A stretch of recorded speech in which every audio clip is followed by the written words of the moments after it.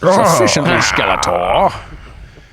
I was born in it. The penis mightier. You notice that there's a really close connection Are between... we not saying phrasing anymore? Sean Connery. Connery and Bane. It's like a very close accent. Suck it, Trebek.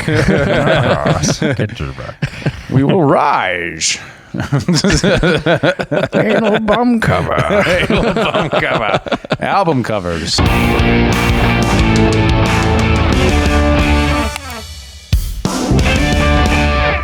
Hey everybody, welcome back to Human Reaction, your weekly source for independent commentary on cultural news and politics, where it's always our mission to arm you with the tools that you need to cut through media misdirection and resist the mono-narrative. Boy, have we been able to accomplish a lot in the time that we have had together, and think about what we could do with 4 more episodes. Pause.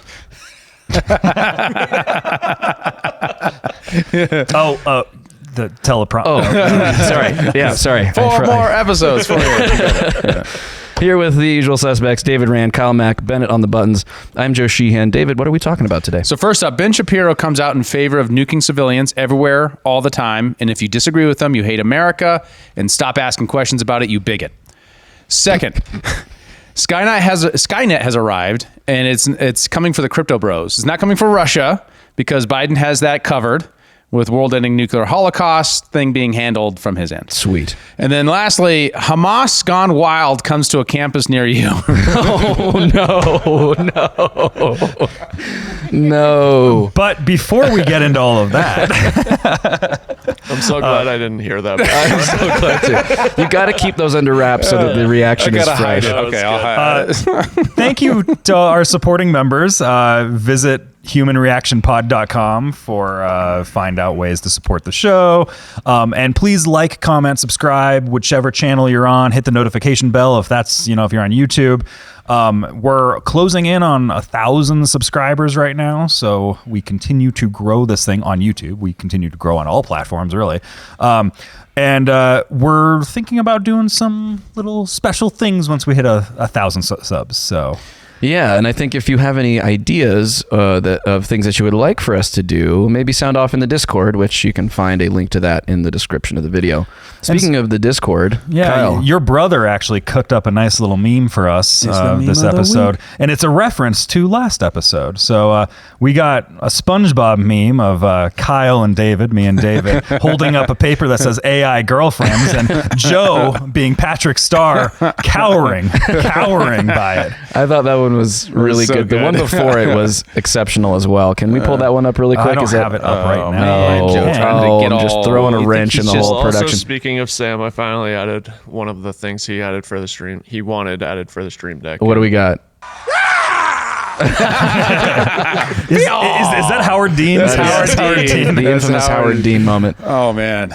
Yeah. The pinnacle of his political career. Oh, no, this is a downfall for sure. Well, I mean, that was kind of where he crested. yeah, and then But blam. it's how I know him. oh, yeah. It's like the only He thing was a I know him nobody by. until that moment. I was young at the time. I was like, the only thing I know him by is that. You're still young, Wasn't Kyle. that 2004 or something? Yeah, I was 9. That makes me feel old. 2008. Yeah. Yeah. That's more like it. Yeah, Because there's Dave no way I would have known Dave about Chappelle that. is what really made that big because he did this whole skit on his own. Yeah, Okay, so you're having me pull up memes right There's now. so many Is this good what ones. you're looking at? Yes, Joe, yes, when he this is learns it. about- This is it. Start the rapture. Joe, when he learns about AI girlfriends, it's Jesus on the telephone. Start the rapture. I heard a really interesting take on this on Chris Williamson's podcast with Jonathan Haidt, where Chris Williamson's not so concerned about it.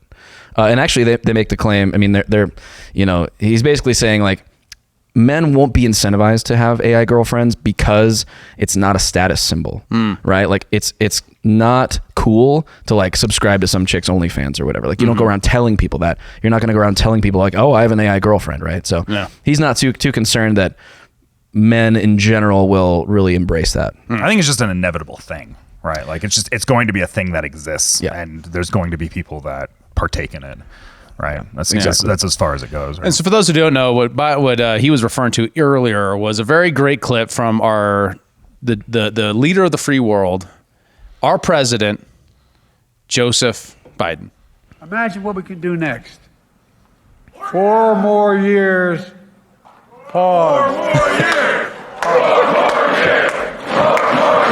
And then the delayed smile is what really gets it because he's just like, Look how happy he is. Look at He's like, they love me. And also look at the guy behind him. He's like, did you just say pause? What did you just do? He's like, I can't believe I'm on camera for this gaffe right now. Now I'm going to be part of the meme. Oh man, That's great. what a time to be alive. We are run by a man who doesn't know where he is. All right, so I wanted to real quick before we dive into the first topic, some developments from last week and the week before that I wanted to catch up on because these things, of course, in a weekly podcast we cover stuff as they come up. We try to make sure we cover as completely as we can, but sometimes things do get developed or we miss stuff. So I wanted to real quick just give make sure everyone's as informed as they can be about these really big developments. So number one, the war funding bill and TikTok ban that we talked about last time did get signed. There was an interesting change that happened that we missed that I didn't cover, my bad, which was that they changed how the purchasing of TikTok works in it. So what it was before is either go away or sell yourself to an American company, right? So it went from 14 days to sell yourself TikTok to chill out. We're not talking about AI girlfriends Are we not doing phrasing anymore? Are we not saying phrasing anymore? Yeah, thank you.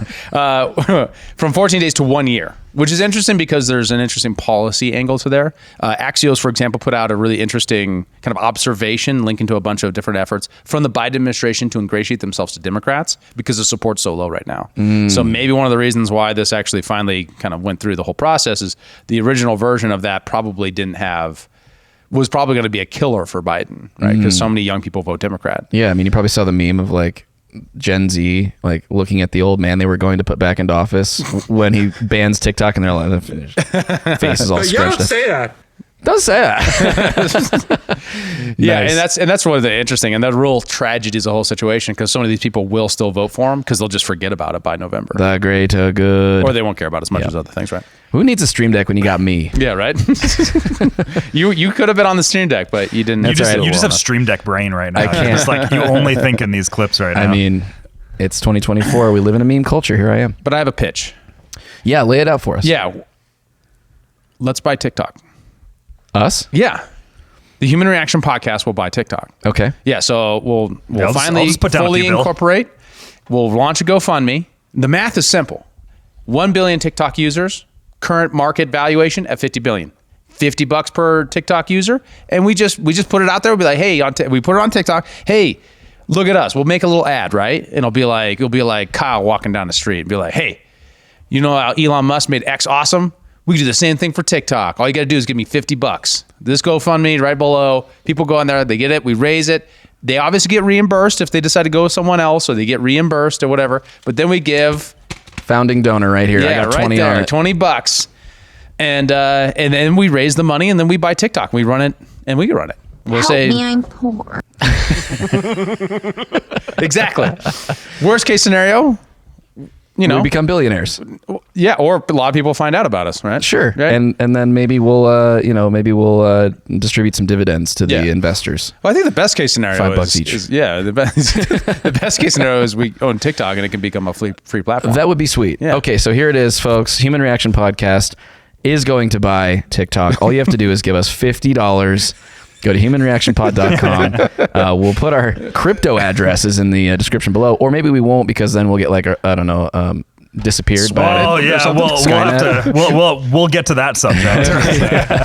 One other thing. So while we were debating the Ukraine part of this bill, the DoD changed some rules. They were keeping some long-range missiles out of Ukraine's hands, and they suddenly, while this all was going through the process, said, "Oh yeah, by the way, Ukraine, here's some new long-range missiles you can have." So that's great.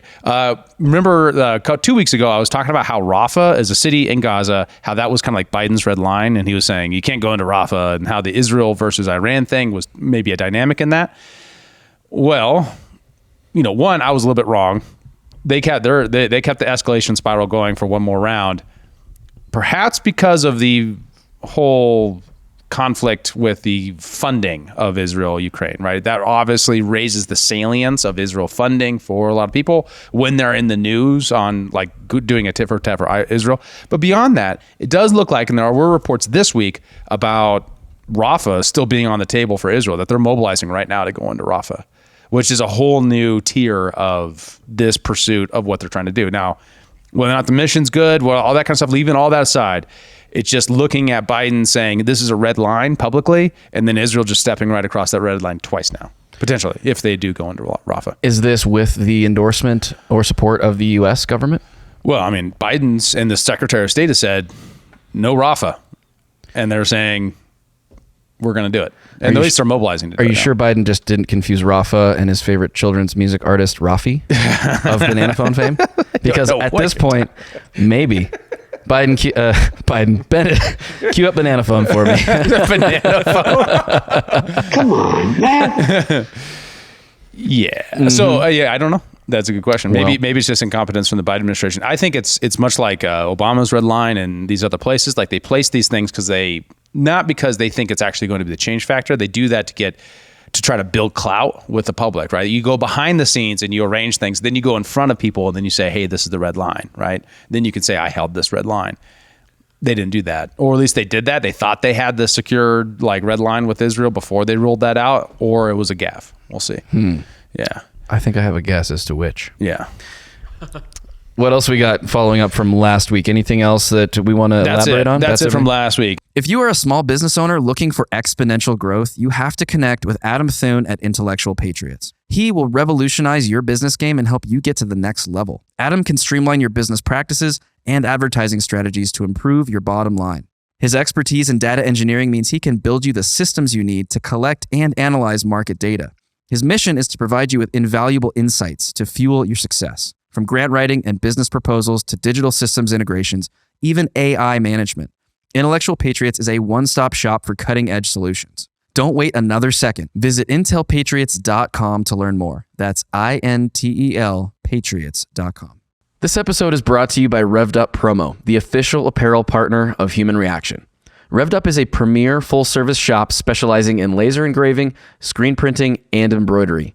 Not only are they now making all of our apparel right down the road from us, they can do the same for your brand and ship it to you anywhere in the world. Revved Up helps you navigate the extensive universe of merch options and uses state-of-the-art techniques to showcase your brand in its very best light. So if you want to support our show and our generous sponsor, you can now do so by buying our merch and by turning to Revved Up Promo for your own custom apparel needs. Reach them at revveduppromo.com. That's with 2 V's and 2 P's, or just check the show notes for a link. Now we're going to go to Ben Shapiro. Everyone's favorite voice of reason and logic. Everyone's favorite Mossad agent. Talking about... Just kidding.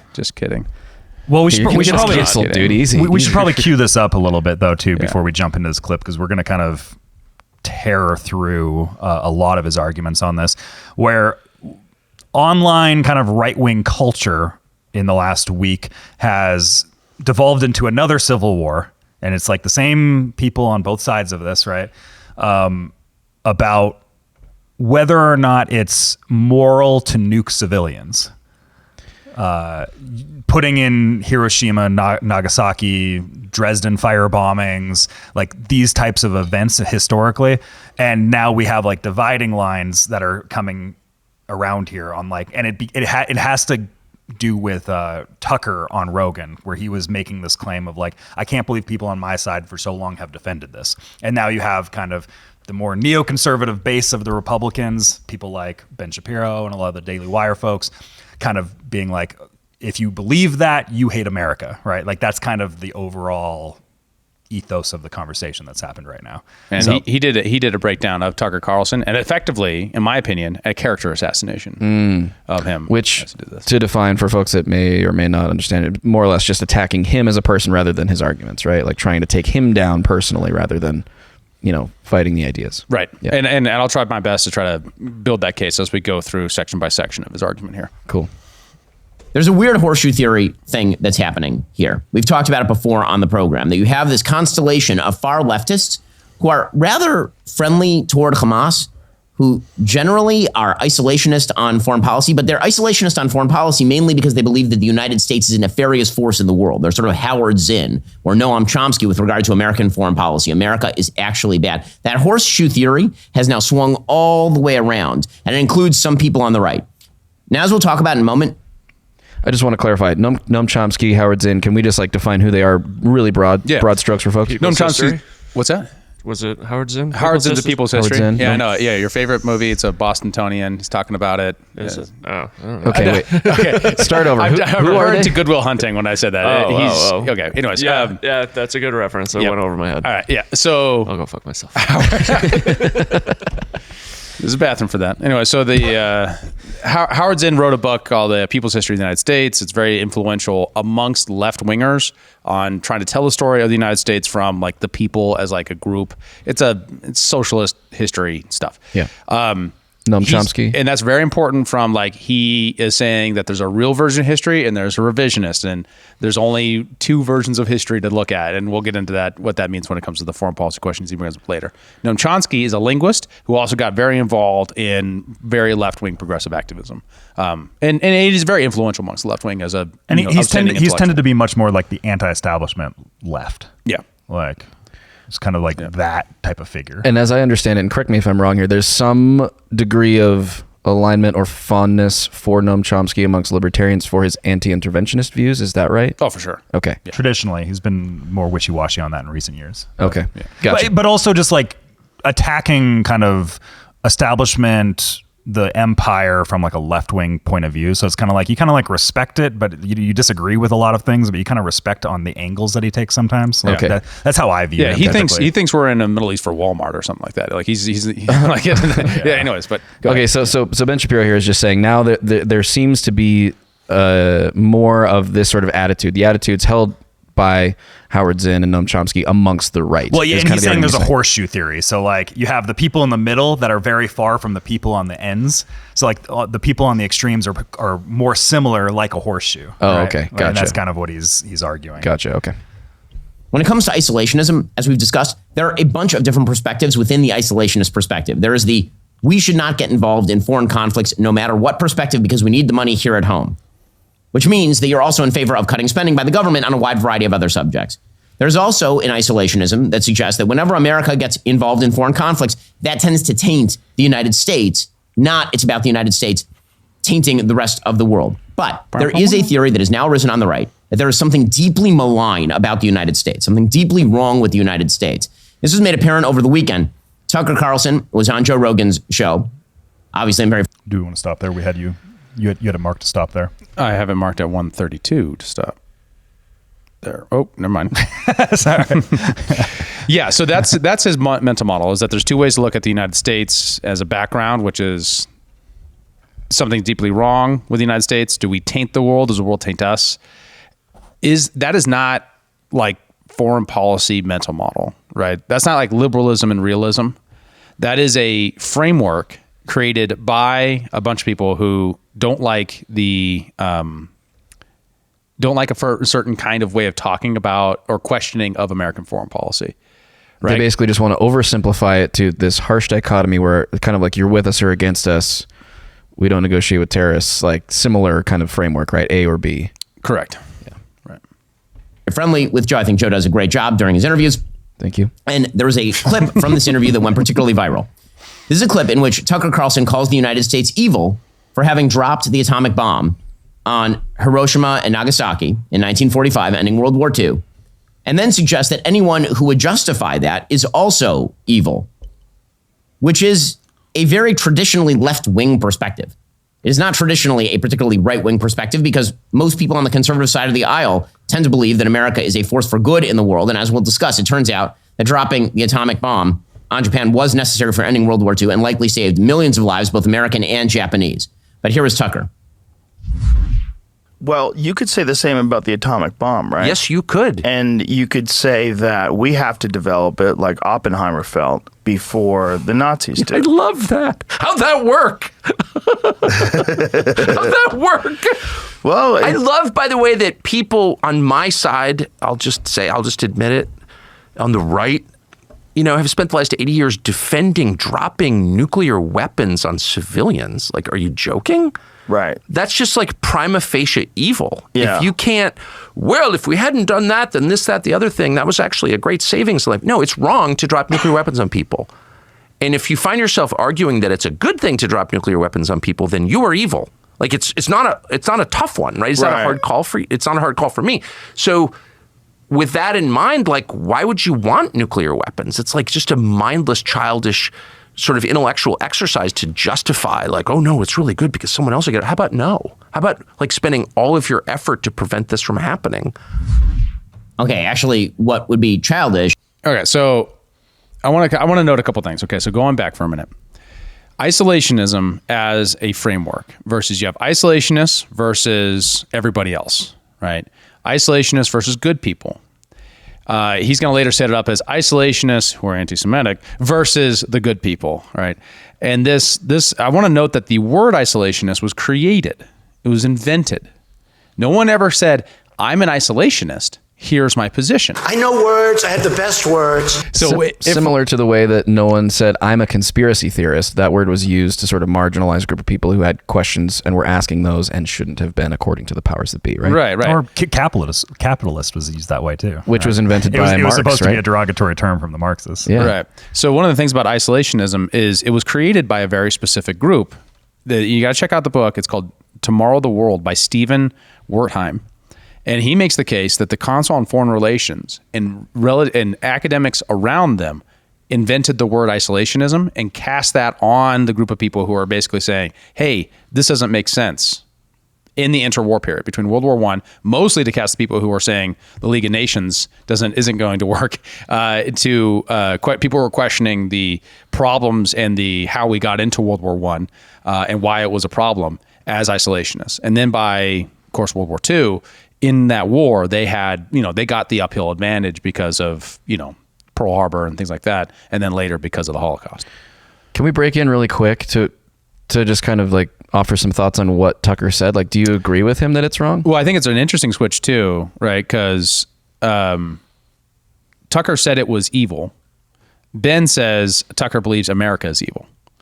Right. So he's distracting from the actual point that Tucker's making, which is to say, and I agree, that it is wrong to drop bombs on innocent people. Yeah, right. So, well, yeah. As Ben develops his argument, it gets even interesting there. But like, I'm just saying, there's a interesting qualitative difference to me, and this might be a Christian ethos thing that is unique to my background in Christianity, right?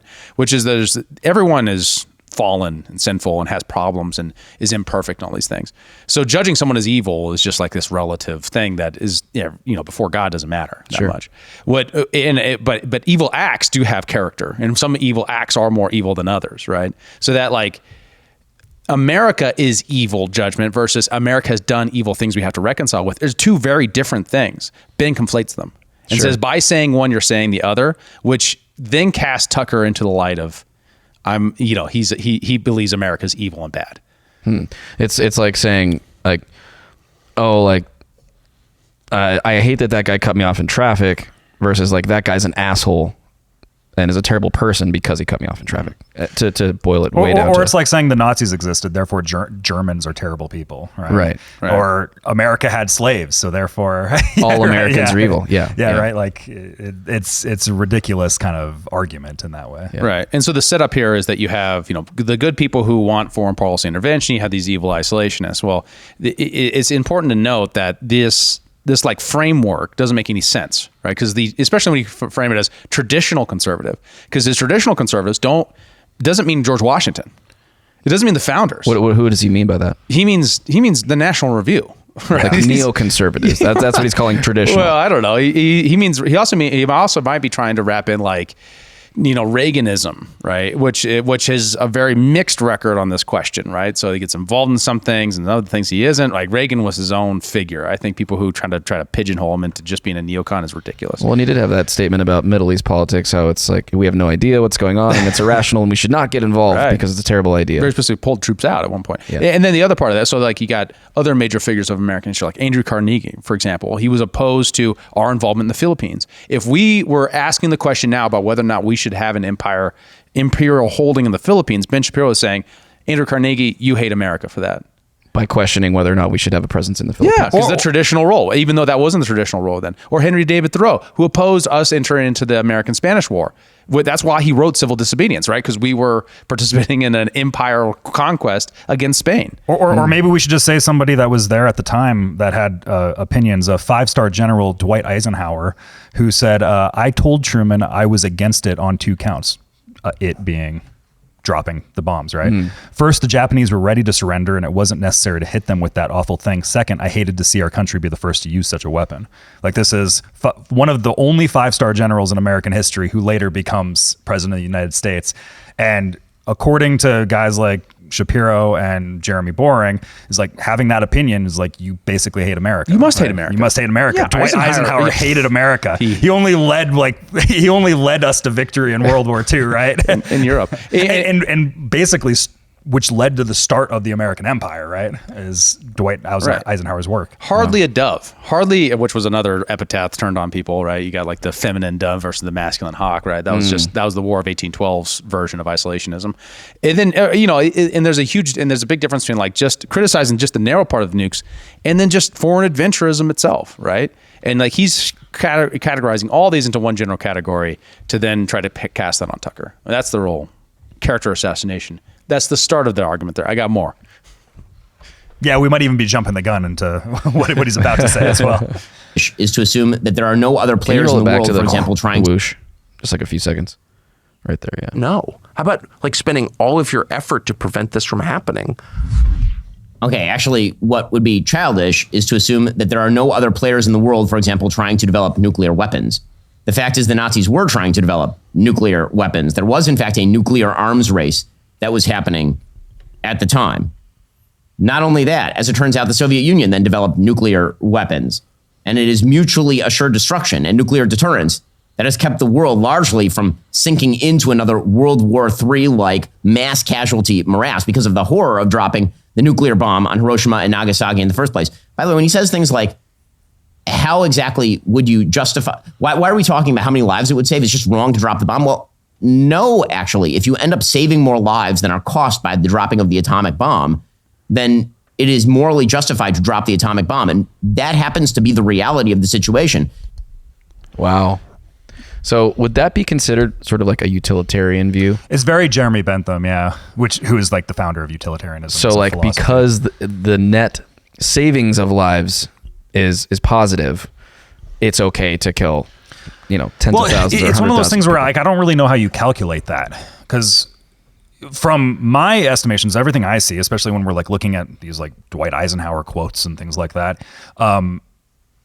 seemed like Japan was on the verge of surrendering when the bombs were dropped. So it's like, how many lives are we actually like? But the argument that I see from kind of the Ben Shapiro side is like, no, they would have taken us and prolonged us into this like large scale war that would have killed millions more people and stuff like that. But that doesn't seem to be true historically, as far as I can tell. Okay, so a couple things here.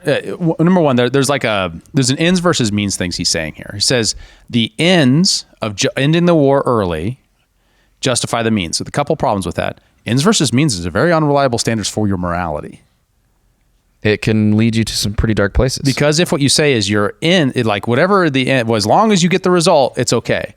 So let me ask you a question, right?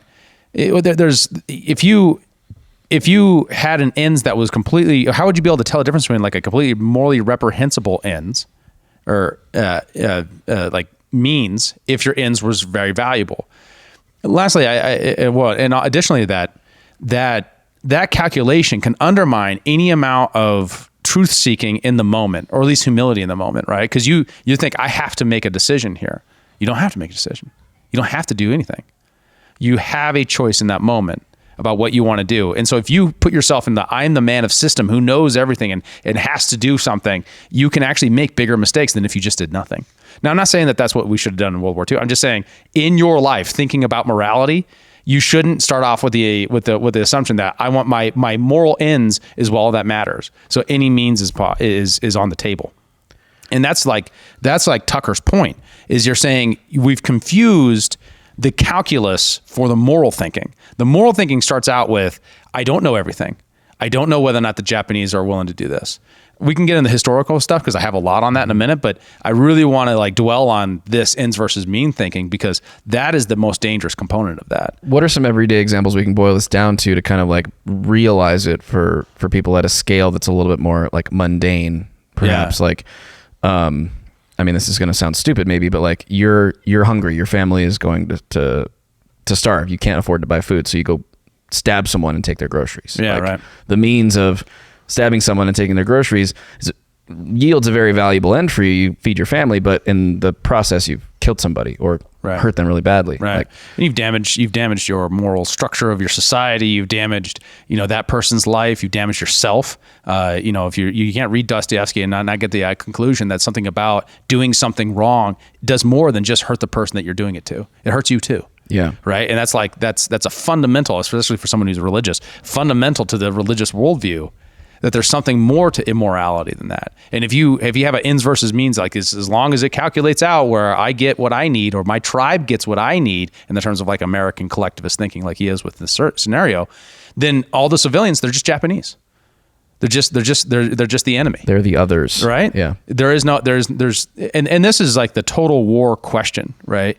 There's a slow decline into the total war in World War II, where it goes from daylight bombings of narrow targets to nighttime bombings, to fire bombings of the civilian cities like in Dresden or Tokyo.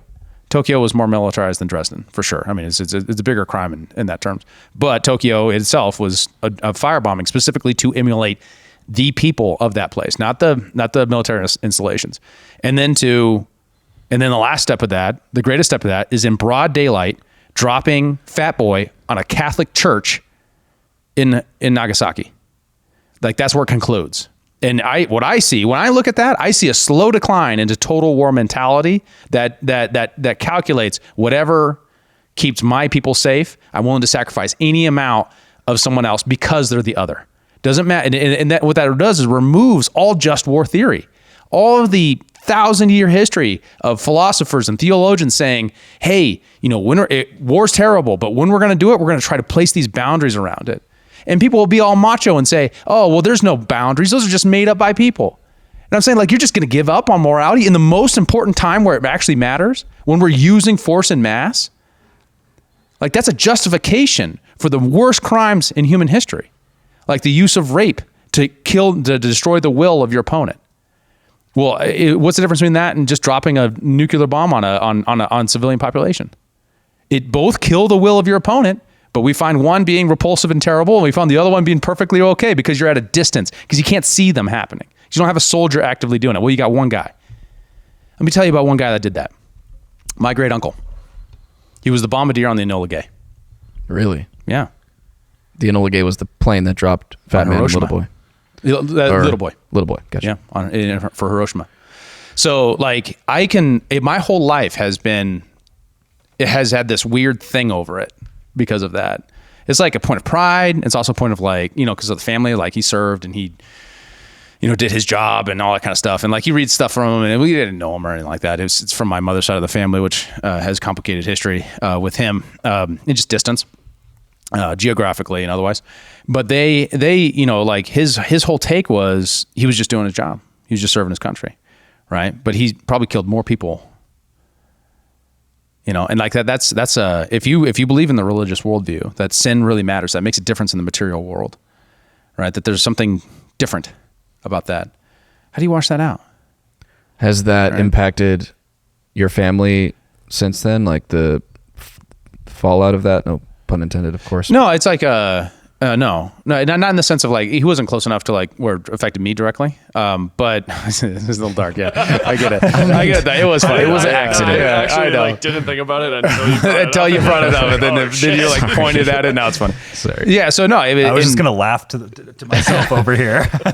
He was one of those kind of vets that were very much in the I did a job. I'm home. I don't think about it now. That sort of thing. But I know the guy only through family myth. More so than anything else. But it's just one of those things. Like you can't. It came down to an actual human being doing it is the point. And like you might miss that. You might miss that in the terms of the technology and the world changing moment of it. You might miss that in the analysis of the bad isolationists who, and the good interventionists. The people who had vision versus the people who were just reactionary, all those kind of dynamics miss out that what it came down to was a dude with a lever and a targeting system pulling a lever, trying to hit a bridge and blowing up and annihilating 60,000 people in seconds. And then, over 200,000 people slowly over a couple of months. From radiation sickness and burns and stuff. Yeah. So, the next one and another part of it, so that's like the immorality of it. The next part of that is like this case that he's going to base it on about that it was worth it because Japan wasn't going to surrender. Now, I really want to try to explain this because this applies in so many places. I haven't come up with a name for the mental model of it. It's an interesting one, right? Where you have this collectivist problem where you take a stereotype and you apply it to the entire society, and then you base your philosophy on that society around that, right? So an error that'd be contemporary is you say suicide terrorism, Islam, therefore Middle East is defined by suicide terrorism, right? Sure. Even though that's ridiculous, right? Especially any given fraction of that society. So kamikazes, Emperor of Japan, the same people? No, they see the world's completely different. So one of the things that rely on this whole they were going to be entrenched and they were going to fight us to the very bitter end and all that kind of stuff. There were some reasons to believe that, for sure. Their culture and their values and honor and all that kind of stuff.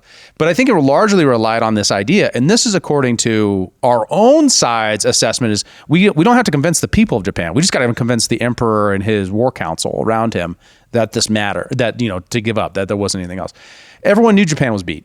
If you look at MacArthur and Eisenhower and these other guys, they were all saying Japan's beat. We're bombing them every day and they can't shoot us down. They can't stop us. The reason why we did this with 2 airplanes, bombing mainland China, was because we could. And we did it in broad daylight. Japan. We did it in broad daylight. This wasn't a nighttime raid, right? We stopped doing nighttime raids in Europe because anti-artillery, right? So we had decimated their Air Force. They had much of their Navy was decimated. All they had was islands and entrenched people on islands, right? So the question of whether or not they would have just surrendered comes down to the question of what were the variables and what were the motives of the people at play. And this idea that, they were all just kamikazes up and down. Well, no, actually the generals were approaching this like a general would, not like a guy who takes orders, who flew a plane into a ship because he was ordered to, but rather like a guy who is trying to administrate a war and trying to create the best conditions they could after the war, knowing that they lost. Sure. And so part of that was, what was the end of that question? Well, there's a substantial body of evidence that suggests that it was the Russian invasion of Manchuria that actually brought an end to the war, that the nuclear bombs were terrible, but that they were just the culmination of several other cities. There are 4 other cities before Hiroshima and Nagasaki that were bombed to decimation, completely annihilated. Less death tolls because people are able to run away from a bombing campaign the last couple hours, as opposed to immediately annihilated with a single bomb, right? Yeah. But those cities, Tokyo and several other, I'm spacing them right now, were completely destroyed by firebombing campaigns. So the Japanese response to that, according to the Japanese sources, is mostly that this was just like the next one of that and a terrifying weapon. But it wasn't until Nagasaki and Manchuria happened the same day. So which one really caused them? Well, what is Manchuria, for clarity? Oh, okay. So, got to go back a little bit. So the Japanese introduction to World War II happened when the Japanese decide they weren't going to go into an air expansion. And so they invade China, Manchuria. Manchuria is like northern China going into Siberia, kind of in that space. I'm trying to describe this as generally as possible with my weak geography skills. But basically they go in and they run into all kinds of problems, right? They're not actively fighting the Russians. They're fighting China. They're fighting, all these factions, the localities and stuff like that. Anyways, Dan Carlin has a really great breakdown of this. It's been a while since I listened to it, but it very thoroughly describes the Japanese experience in Manchuria, which was very difficult for them. But although they committed tremendous and terrible war crimes. So when they did that, America didn't like it because they didn't want the imperial competition. The West didn't like it, right? And it was destabilizing. It was terrible. Absolutely. They had good moral reasons not to like it. But when you look at what governments care about, they don't tend to care about good moral reasons. They tend to care about what impacts their imperial ability to project power. So as they're expanding, America then, who was at the time had pretty much controlled the Philippines, Indonesia, and the Pacific from that area over to Hawaii, says, hey, you guys can't have oil anymore, right? We froze their assets and things like that being held by American companies, and that's where Japan goes to war with America and then sneak attacks us on Pearl Harbor. Yeah. Right. So it was that area which Russia had never entered and never declared war against Japan. But we said we get together with Russia at the after Victory Europe Day, and we get an agreement for them to help us out, take on Japan, because obviously we helped them take on Nazi Germany, and then they do so. And then one of the reasons why, one of the Machiavellian reasons, right? So Machiavelli, the Machiavellians by Burnham. I always forget that guy's name. He makes the case that you always have to pay attention to the subtext, right? So it's not just what you say in your political treatise, it's what the context in which you say it, what you mean behind and underneath the subtext. So obviously you can justify, you justify Hiroshima and Nagasaki by saying, well, we saved all these American lives, right? But maybe the real reason, when you look at their actions and what they were really doing, and we look at internal communications amongst the Truman administration, it had a lot to do with making sure that Russia didn't get too much holdings in Asia after the war. Right. It was to try to beat them to the punch that Manchuria wouldn't be such a big deal. And additionally to that, to get the Japanese to deal with America rather than Russia. So dropping the bombs was a political move to keep Russia from gaining too much control in Asia? That part in the post-war deal. Yeah. That was the idea. Well, at least a component. Part of the Machiavellians too, something that Burnham talks about in there. And for reference, why does James Burnham matter? He's considered the father of neoconservatism. He helped Bill Buckley start the National Review. He's an acolyte of Trotsky, coming from Bolshevik Revolution, all that stuff, all that. There's a ton of background history, but that all stems into like American foreign policy. But something that he talks about in the Machiavellians is how the necessity of creating like mythologies for the people to latch onto and to kind of like morally grapple with. And this entire era here of World War II is really where like the founding mythos of the American empire really gets like laid into place. Everything from the victories over World War II in both Germany and Japan, and then kind of moving into the Cold War era, that's like laying down the moral groundwork for the empire. Is like we saved everybody, we had to do these things, and this instilled America in its place as the unipolar hegemon of the world. So when now we're watching the right wing kind of bicker over this right now, they're bickering over these founding myths right now. And there's like kind of taking out the half-truths and kind of grappling with the half-truths that exist and where the framework gets developed. And these moral frameworks are kind of what develop the culture around a society, right? And that's why this is so critically important, is we're kind of watching the people at large kind of figure out things. Yeah, try to make sense of policies and sort of incongruencies that are cognitively dissonant, seems like. Because most of history is filled with like half-truths and kind of moral mythologies around them to be able to kind of steer things into certain directions. And you can take those truths of those events that happen and just shift the framework, and it's like a completely different story, right? For example, in this case, he doesn't mention, no one knows the deals around this, right? No one knows about Manchuria, for example. You don't learn that in your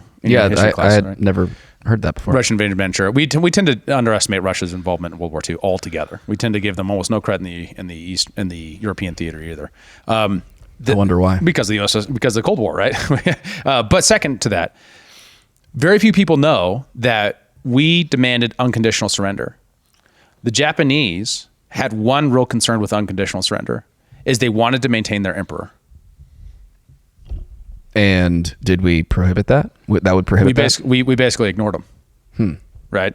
We said unconditional surrender. They said, well, we got some questions here, and about what that meant, right? And obviously, we could have come in with, we want a conditional surrender. The conditions are X, Y, Z, and they could have then said, well, we want to keep our emperor, and then we could have had a negotiation. We didn't do that. Truman specifically did not do that. Why? Not sure. I honestly don't know.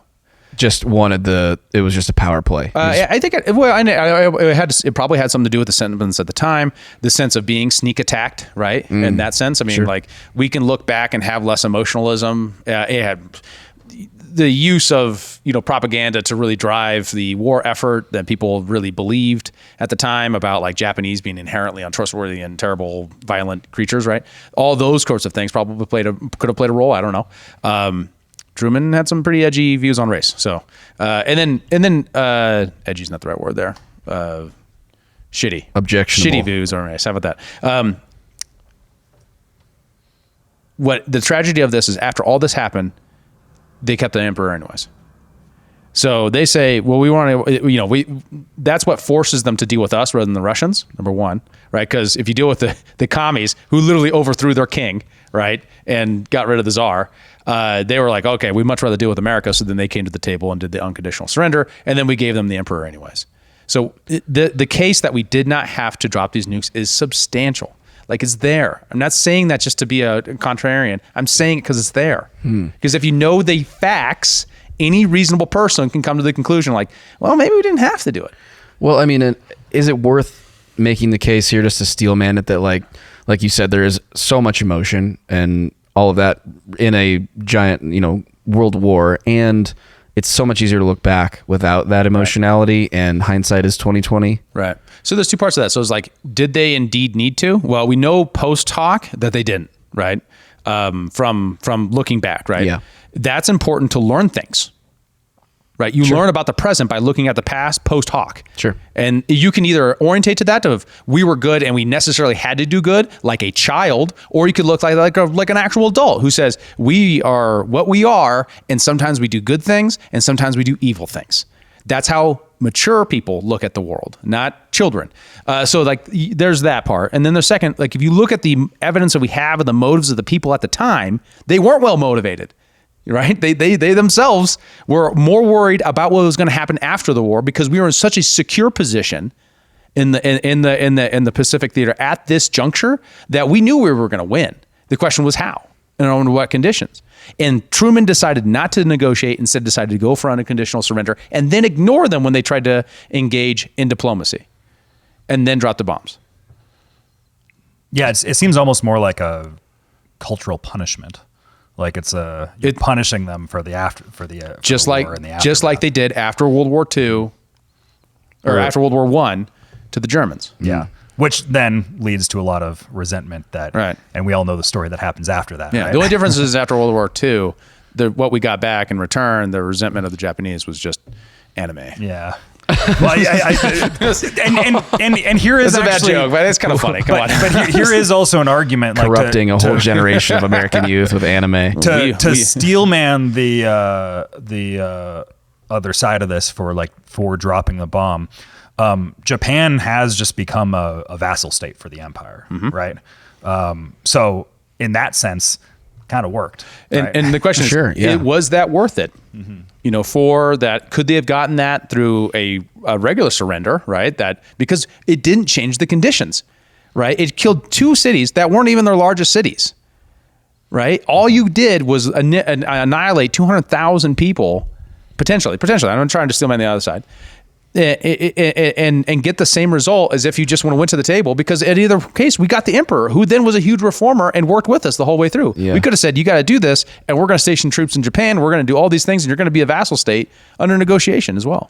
One thing that this seems to illustrate, just zooming out a little bit, is just how little governments care about the lives of people when weighed against their political motives. Right. And you can find tons of quotes of Winston Churchill and major figures, major leaders, FDR, all these guys talking about the slow erosion of morality as the war drug on. A slow erosion of the difference between civilian and non-civilian, especially with grappling with the fact of mass bombings and industrial armies that could drop all this tonnage of bombing on civilian areas.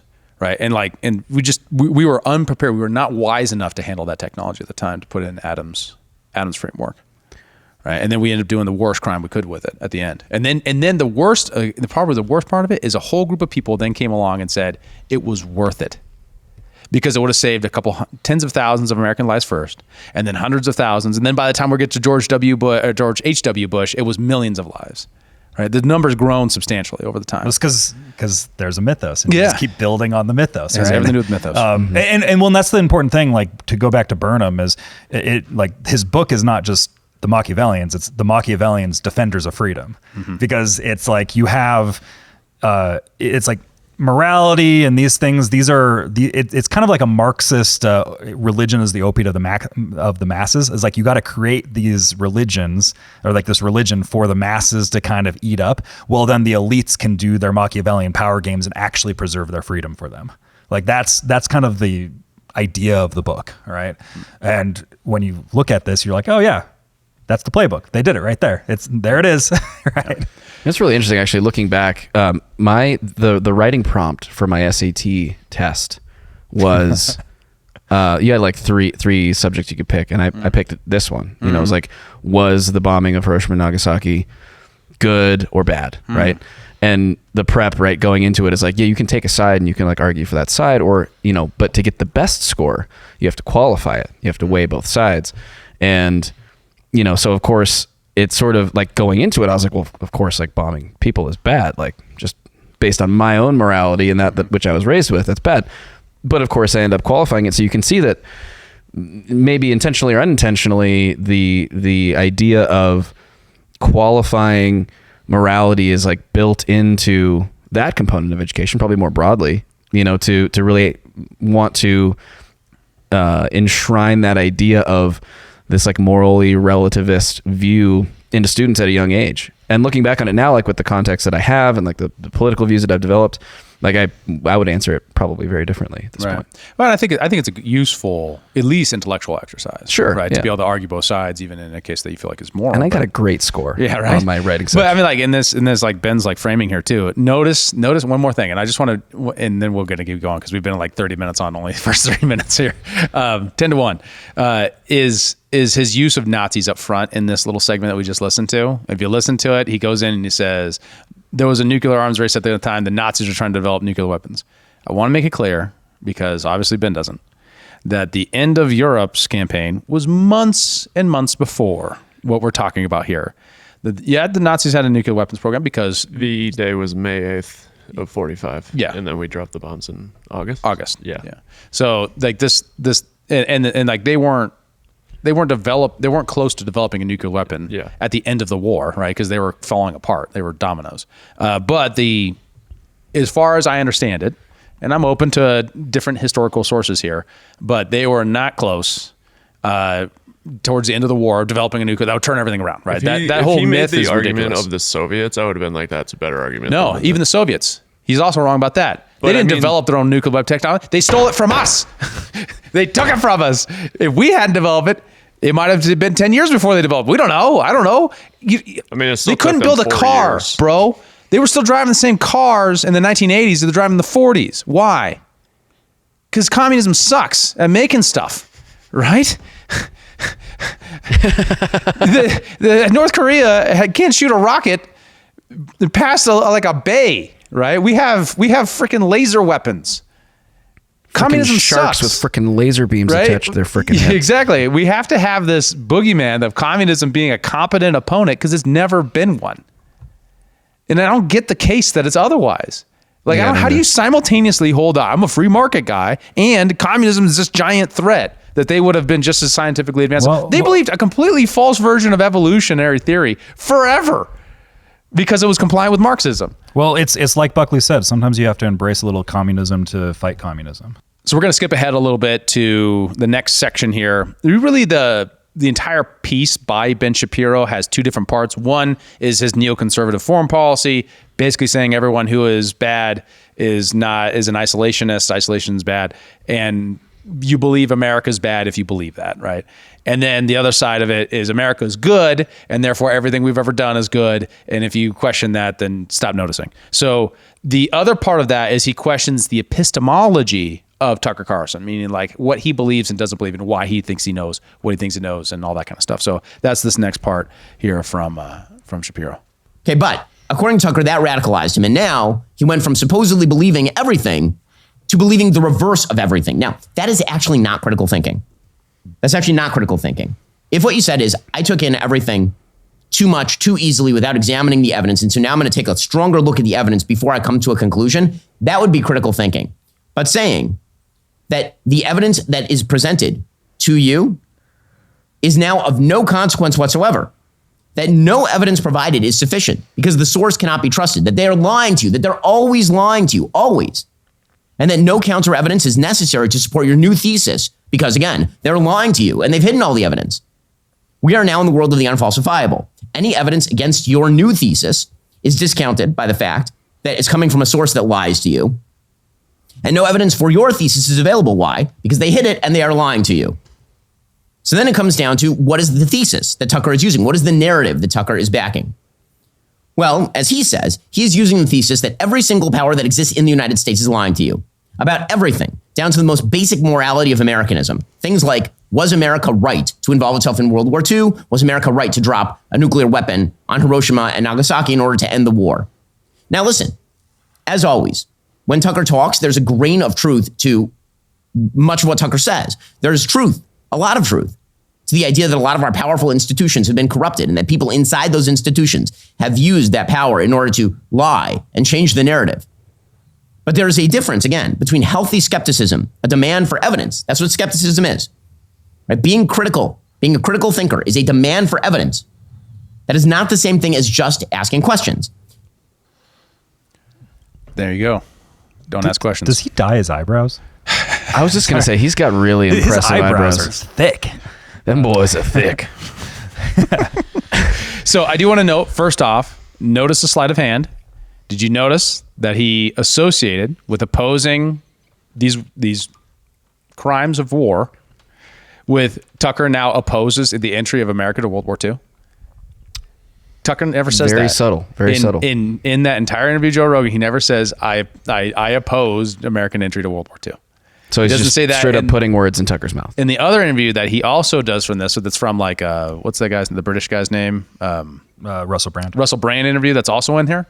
He also never claims that America shouldn't have entered World War II. Well, and it's an absolute insane like character assassination component to the video that he carries throughout the entire thing. Well, there's some context here too that Ben is responding to, where there's another clip of Tucker saying that, prior to 2017-ish, I kind of just accepted all of the narratives in general. And then I saw everything that kind of happened with the Trump election and all this, and it started making me ask more questions. And that's what Ben is saying, is like, just asking questions is not critical thinking. Like he's responding to that, where Tucker's like, so then it put me down the rabbit hole of like, what maybe some of these conspiracies are filled with. There's truths in some of these other conspiracy theories that people lay out, and he kind of things like Building 7, things like fluoride, things like all this, and that's where Ben is kind of critiquing him and just like, well, just asking questions is childish, right?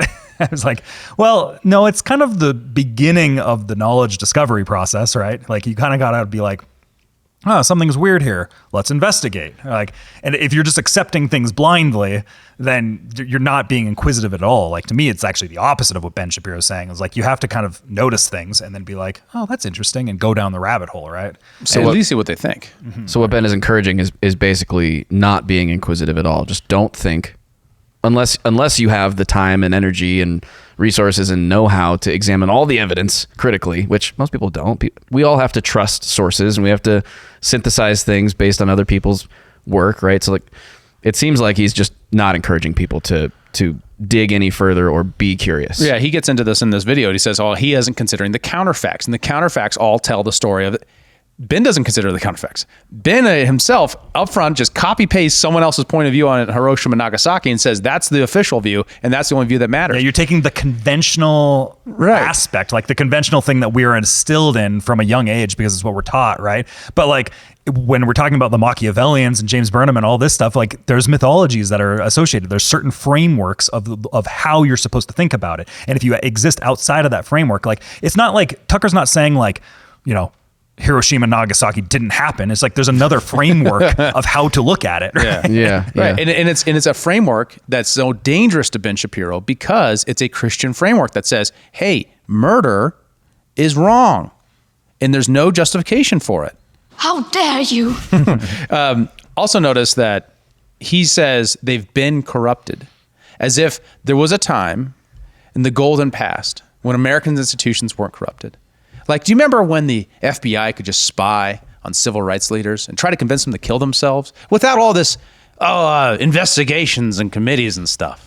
You know, it's only Trump that had a problem with the FBI. You know, Yeah. I mean, the CIA went to the Seven Eyes and said, "Hey, could you guys generate something for us to be able to use to give the Hillary Clinton campaign to do these sorts of things?" I mean, that's what our current evidence suggests that could happen. We don't have a smoking gun, but very, very possible. You know, when they did that, or versus when they did, experiments on people. When did it become corrupted exactly, Ben? Because if you could point a time when they're not corrupt, that would be great. I would really like that. I would like to know when they weren't. How do you define corrupt? How can you define it?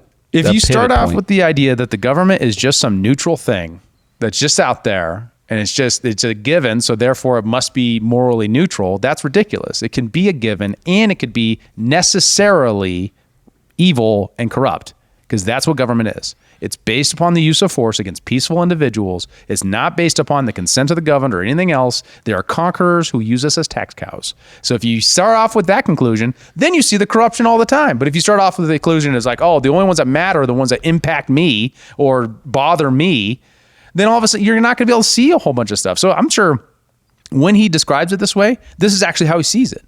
I'm sure Ben Shapiro actually sees it as there was a golden past in which everything was great. Because it seems just so naive. I wish you weren't a liar.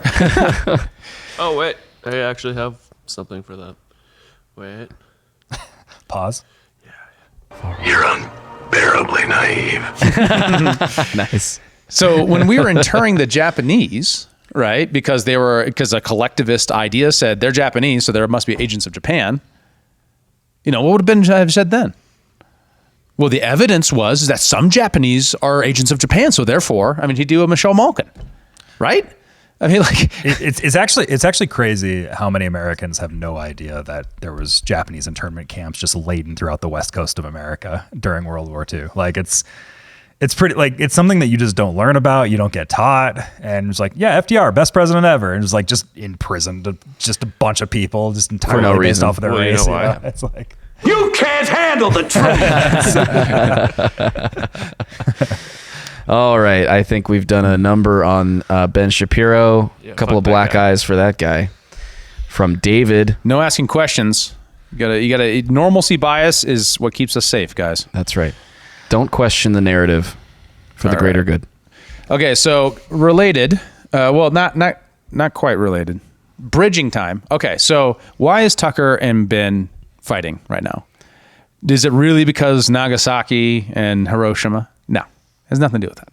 That is a proxy war in a greater war, no pun intended, of the split that's happening on the right that Kyle alluded to. And that split has happened because of Jeremy Boring over at the Jeremy Boring. What did I say? You gave me this look like I'm Jeremy Boring. Jeremy Boring. What today, Junior? Words. All right. So Jeremy Boring, who's the lead guy at the Daily Wire, is the CEO. And he, came out, and him with his dynamic with Candace Owens over Israel, and then his tweets here obviously also engaging that blew up a lot of this discussion. Like, Ben's video was doing okay, but then this came in and it definitely blew up the discussion. This tweet in particular is exactly to that Tucker tweet that I was to the Tucker clip that I was alluding to, where he's just like, I started questioning more things. And then so this is kind of a hodgepodge of all the things that people kind of question, and there's like conspiracies around. And it says, people who deny the moon landing or suggest America is evil for its use of atomic weapons against Imperial Japan, or who say that George Bush was behind 9/11 actually hate this country. Well, and Rogan did have a moon landing denier. Yeah, he did just have him on yesterday. The timing is pretty funny. But how can you say that he hates the country because of it? That's the thing that ticks me off about this framework, right? This framework is so disgusting. I mean, it's like interning Japanese, right? It's just a rhetorical version of that. It's like, oh, you're associated with people that I don't like, so you all hate this country. Like it's juvenile ridiculousness. So the point is, like, this only has the temper it does. This all could have happened 3 years ago, right? Because they all disagreed about these same things 3 years ago, maybe. But it's happening now because of Israel versus Palestine. It's happening now because that issue is driving a ginormous wedge between the American first conservatives and the traditional, as Ben calls it, neoconservatism. That's not traditional, but it is traditional if you cut the time slice from the 1960s to today, 1970s. I would actually challenge, you said that the conversation around this is like the proxy war. I would actually say that this is much more the main war, because Hiroshima and Nagasaki is the main war. Allow me to finish. Oh, sorry. Apologies. Sorry. Because these things are the things that set the like century-long cultural trends that create the allowable opinion, right? So like these moral discussions are actually the main war that then seep into things like Israel, Hamas, seep into Ukraine, seep into, right? Like, because these are the underlying frameworks that create the battlegrounds. I think I agree with you on like the big picture. I just mean like why it's relevant in the news cycle, right? Because if Tucker would have came out with this randomly, before Israel, Hamas, it probably would have been ignored by this crowd. I don't think they would have cared. Well, it's just because there's a larger cultural schism that's happening. Yeah. It's very much like Catholicism and Eastern Orthodoxy having a massive schism that splits Europe apart, right? Like that is kind of what's happening right now. And then it creates two different branches of where these cultures kind of start to move, right? And those are competing branches that are fighting over the narratives and the frameworks and of the words, society, right? So Ben actually makes the case that Tucker isn't America first because he doesn't believe America's good. And that's, yeah. So does this issue, is it relevant because is Ben defending the decision to drop the bombs on Japan because it's relevant to the way that Israel is fighting Hamas right now? Because I mean, there's been a ton of conversation around the civilian casualties and all the things that have happened as a result of that. This seems relatively similar in that sense. Seems right. Yeah, I mean that could be the underlying motivation. I think it's the overall orientation to foreign adventurism of America being responsible for everything that happens on the globe and making sure the globe goes well. Well, and if the perception of past events that are analogous in some ways to what's going on now are if those mythologies are able to be eroded away and corrected from a moral perspective, it challenges the morality of what's going on now. Yeah, it's that. And it's the, should we give money to Ukraine too, which also Ben supports, right? He's justified why we don't need a border bill. We just need to fund Ukraine because that's what's going to keep the world free, right? So his point of view is American adventurism overseas or American intervention or American hegemony. Anything's worth it. The ends always justify the means because America keeps the world safe, right? So he's definitely, he has to defend the overall architecture of that, while he also justifies the individual moral calculus question, right? So you can't say, hey, moral calculus of it's worth it, to kill civilians to save soldiers' lives, right? Yeah. Because that doesn't make, it makes Gaza way harder to understand. Yeah. From the Israeli point of view. Well, and it seems like he's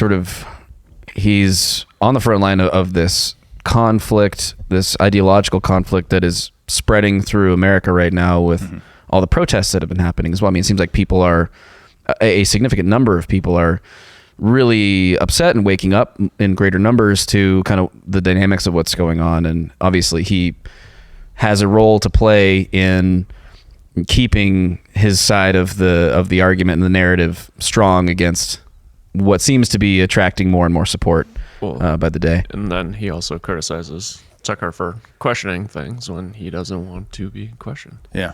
Precisely. Stop it with the questions. Stop questioning. This episode is brought to you by our friends at Zesty Beverages.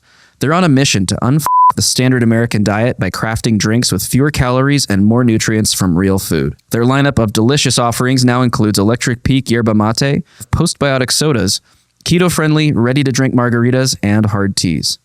Wondering what a postbiotic soda is? Well, head on over to zestybev.com to learn more and find a retailer near you. Once again, check them out online at zestybev.com. That's ZESTYBEV.com.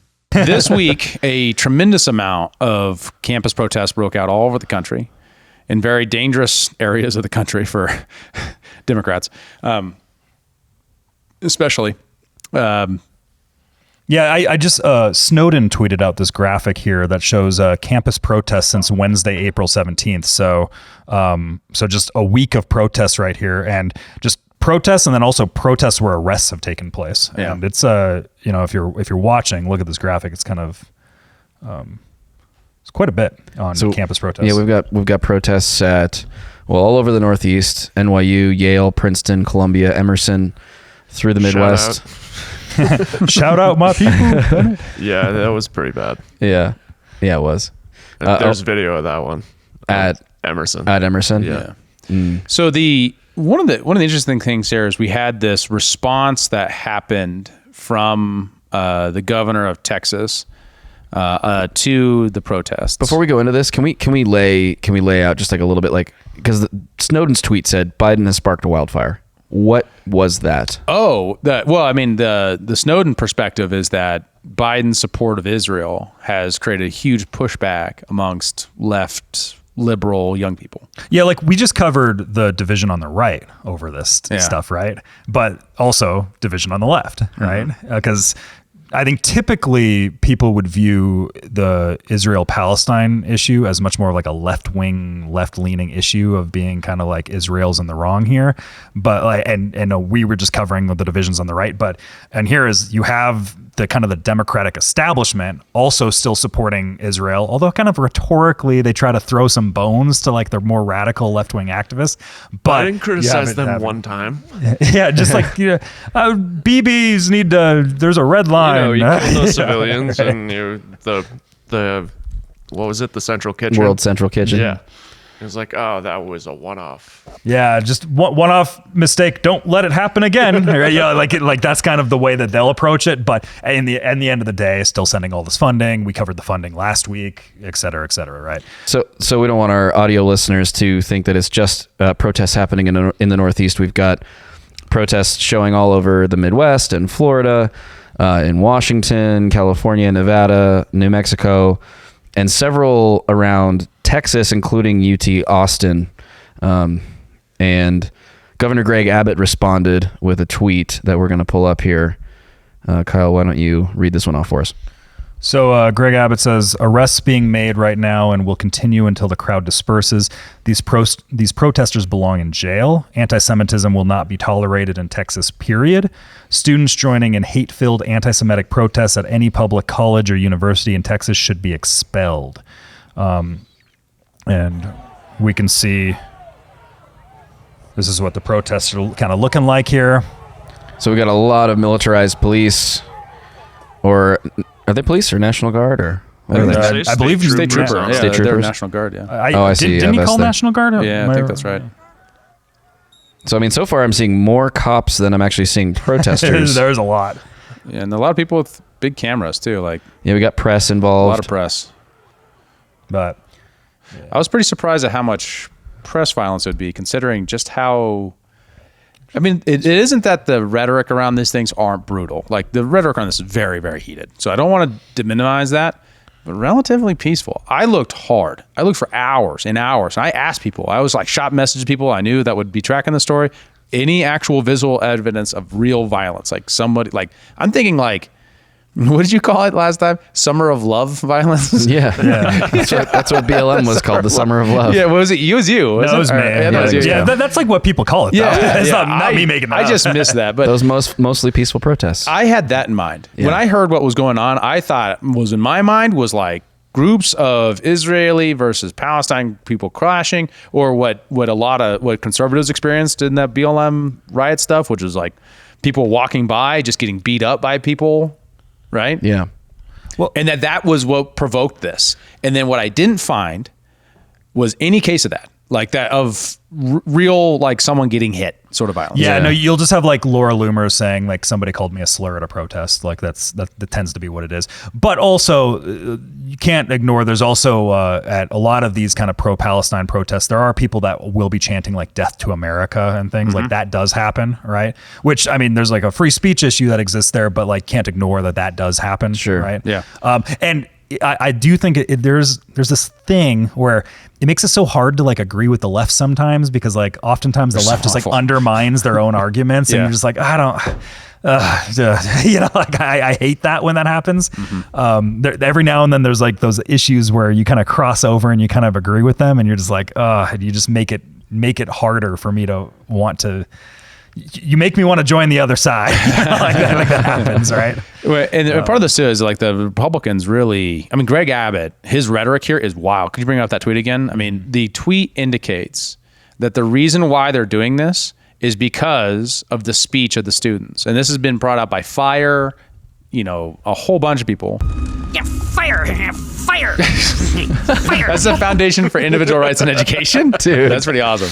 Well played. All right. So, and then just how much of a hypocrite he is about this. And this is really the division of the right side of this, as far as for the speech part of it. And the next one from Greg Abbott last year talking about Senate Bill 18 and why he's signing that campus free speech bill. Some colleges are banning free speech on college campuses. Well, no more, because I'm about to sign a law that protects free speech on college campuses in Texas. He just writes, "I like boobs" on a piece of paper. Shouldn't have to do it. First Amendment guarantees it. Now it's law in Texas. Oh my God. If this was, you know, remember like the Vivek holding up the if this was a full screen, oh my, the memes would be wild. I'm sure we could get AI to extrapolate the rest of this image. So let me be clear. The students were not arrested in this case for their speech, as far as I can tell. In the recent protests. In UT, those guys broke up that crowd because they were violating parts of the student code of conduct for ways and like means and ways that were disruptive to student learning. So most of these bills like SB 18, I know this because I helped write them and pass them, was usually what you do is you narrow when they can stop student speech, right? And protest activity. And that's usually when they put in undue burdens that prevent them from being able to do regular speech in ways that doesn't like prevent other people from doing the purpose of the campus, which is learning, getting to class, stuff like that. And there'll be a bunch of like campus policy restrictions that are like, you can't have certain protests this close to buildings of learning, and you can't do things within this period of time, and all sorts of different campuses have different kind of rules around that too. Right. So like students who walk through the library blaring a horn and giving students a hard time like they did in the BLM days. I've seen some of that in this case. Those students could be expelled, right? That's a reason to expel a student. You don't expel a student because they said something anti-Semitic. I don't care how anti-Semitic it is. One of the frustrating things about this is the people who showed up and opposed the campus free speech bills that I was involved in Montana, who probably opposed the ones in Texas, all said the same thing he's saying now. Which is, if you do this, if you allow for free speech, then people are going to say things that are mean and bad, and I don't like them. I don't think they should be able to say them. And I agree, they are mean and bad. But we let the freaking KKK walk through a town in the United States and host a parade in a Jewish majority city. The ACLU backed them. And we held that up for like 50 years as the reason, no, we are committed to this idea of freedom and free speech. And we're going to let the worst people talk, because when you expose those bad ideas to light, then you can challenge them. Yeah. But people like Greg Abbott are doing the opposite. And he's adding a right-wing component to something that for the last few years has been majority a left-wing component, which says safetyism determines the bounds of free speech. And if someone feels unsafe, that's what I mean by safety, not safety. Safety does, right? If someone's actually threatening someone else, if someone's actually hitting someone else, that person should go to jail. But if someone is just saying things that people don't like,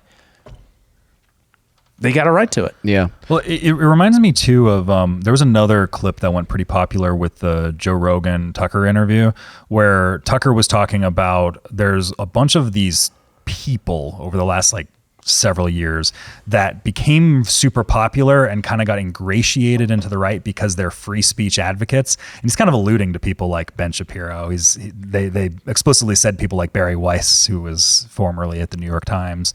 But there's a bunch of these types where they're like free speech absolutism, no matter what. And then there's a particular issue that happens and usually has to do with kind of Israel, or it might have to do with Ukraine or something like that. And now everything's off the table and it's like, yeah, free speech, except for these like very particular neocon related issues. Right. And it's like their free speech, they're like hiding under the guise of free speech, but their real agenda is like neocon politics, neocon foreign policy aims. Yeah. Like that's like the thing that they really care about. Okay. Really. So I have a question. I'm going to put my conspiracy hat on a little bit, because obviously like the level of hypocrisy with this stuff is very real on the right. The right is having this split. Is there a political strategic component to the right being split in an election year where the left is not running their strongest candidate, let's just say, and the momentum towards the populist movement behind Donald Trump is very strong and getting stronger with every passing day that there's another legal battle or some sort of indictment on his behalf? Is this something that I don't want to say that it's coordinated, but is there a political strategic component to why this is happening now, why it's being promoted so much in the news? I don't know. I think this splits the left, like we said earlier. I think this splits the left just as much. I mean, it's a real problem for Biden. Probably a bigger problem. Probably a bigger problem. You think so? Yeah. I mean, this is the degree to which this is splitting the Republicans, at least Governor Abbott's stuff, is Governor Abbott just being a goofball, right? And not reading the room. Well, and one of the biggest things is like, what? I don't know. I just feel like I haven't heard of the phrase goofball in a long time. Well, this is kind of the thing too, is the people that are kind of the dissenters on this tend to be much more the America First Trump supporters, like the Ben Shapiros of the world and the kind of like the Jeremy Borings, and they're the ones that are afraid to say the words. They're afraid to utter the words America First publicly, right? Like they are Trump supporters out of convenience and always have been since 2016. They were always kind of the most vocal critics prior, like in the primaries of 2016. So like they have always existed there, but they've always been the neocon politic people at the time. So like those factions have always existed, and we're just kind of seeing it spread a little bit more because of the Israel stuff. But like they've always been the dissenters. And you have to be. Well, like if you're in conservative media of Trump, and you make your ticket on being the free speech guy, right? And Trump is getting silenced by the media or whatever. Like you got to talk about him in that light, and you're going to get more subscribers that way, right? He agrees with you on transgenderism, right? So if you're at the Daily Wire, your work is going to be to get as close to Trump as you can. Well, it's probably worth ride the wave. It's probably worth noting that like Ben Shapiro and these types of people, like Ben Shapiro is just like a nice he kind of encapsulates that group, I think. He was kind of against the populists of the right on Ukraine. He was against the populists of the right on COVID. He was against, he was kind of on that side of all these issues every step of the way, every time. Like, it's just like all the most important issues, he just kind of has dissented from the right on. And I think it's because he's losing his cultural influence within that space in a large degree. He tried to maintain onto it for 8 years, and he rode the bashing on liberal college students for some time and got really popular with it. But he's always been the neocon guy. It's like since he was in his early 20s. So it's really just him kind of, being laid bare, showing his true colors at this point. Because the conditions have basically forced his hand. Right? Yeah. So what is going on is the question, right? I asked it like, could I find stuff? Here's some examples of some of the, the terrible speech that's happening. And I don't mean to minimize it. I really mean like, the shitty things people are saying to each other on campus surrounding this. And if you're just listening, it's a, video from one point of view of a Jewish student. It says in the caption, we try to avoid sharing the worst of what is going on at Columbia's campus right now. We can no longer stay quiet. And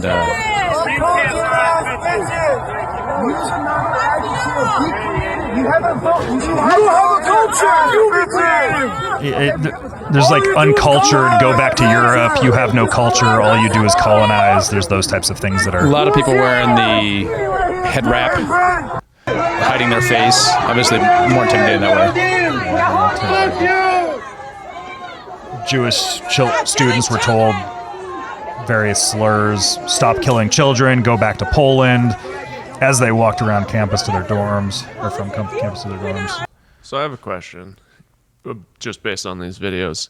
Could you make the argument that like this is starting to teeter on going towards violence a little? Like if you're a Jewish student in this case, and you have people like a large crowd just yelling shit at you, could you start making the argument like I'm feeling very unsafe? Like where's the line here? Like it shouldn't have like.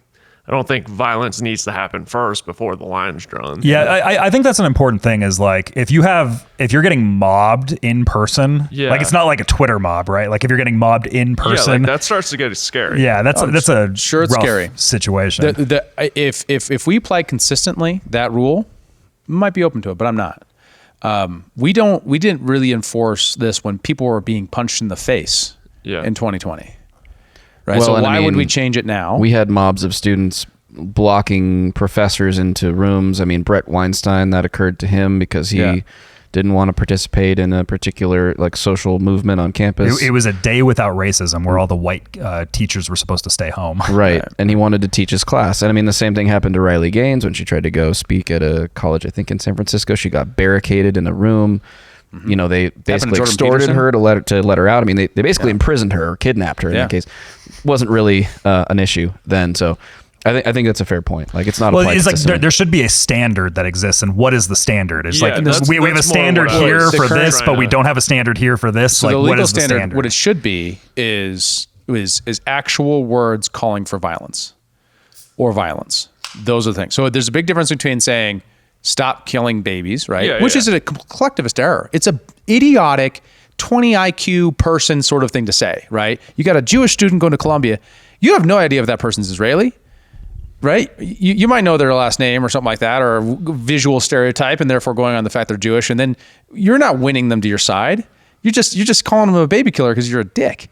Yeah. Right. And like at that point, and you're just doing a collectivist error. You're just saying you're Jewish, so therefore you support that, right? Well, and what is the actual purpose here? And I think you illuminated. You're not winning them to your side. What is the purpose of this event? What is an individual's motivation to do this? Of course, we can't infer motive to anyone, but really, if the motive were to be, hey, we want to try to win support for our cause, as opposed to maybe just indulge in our anger and our frustration, or some sort of ego-driven something or other, or just be a part of this tribe, like they would be taking different tactics if they actually wanted to affect a real change. Like I think in general it's idiotic.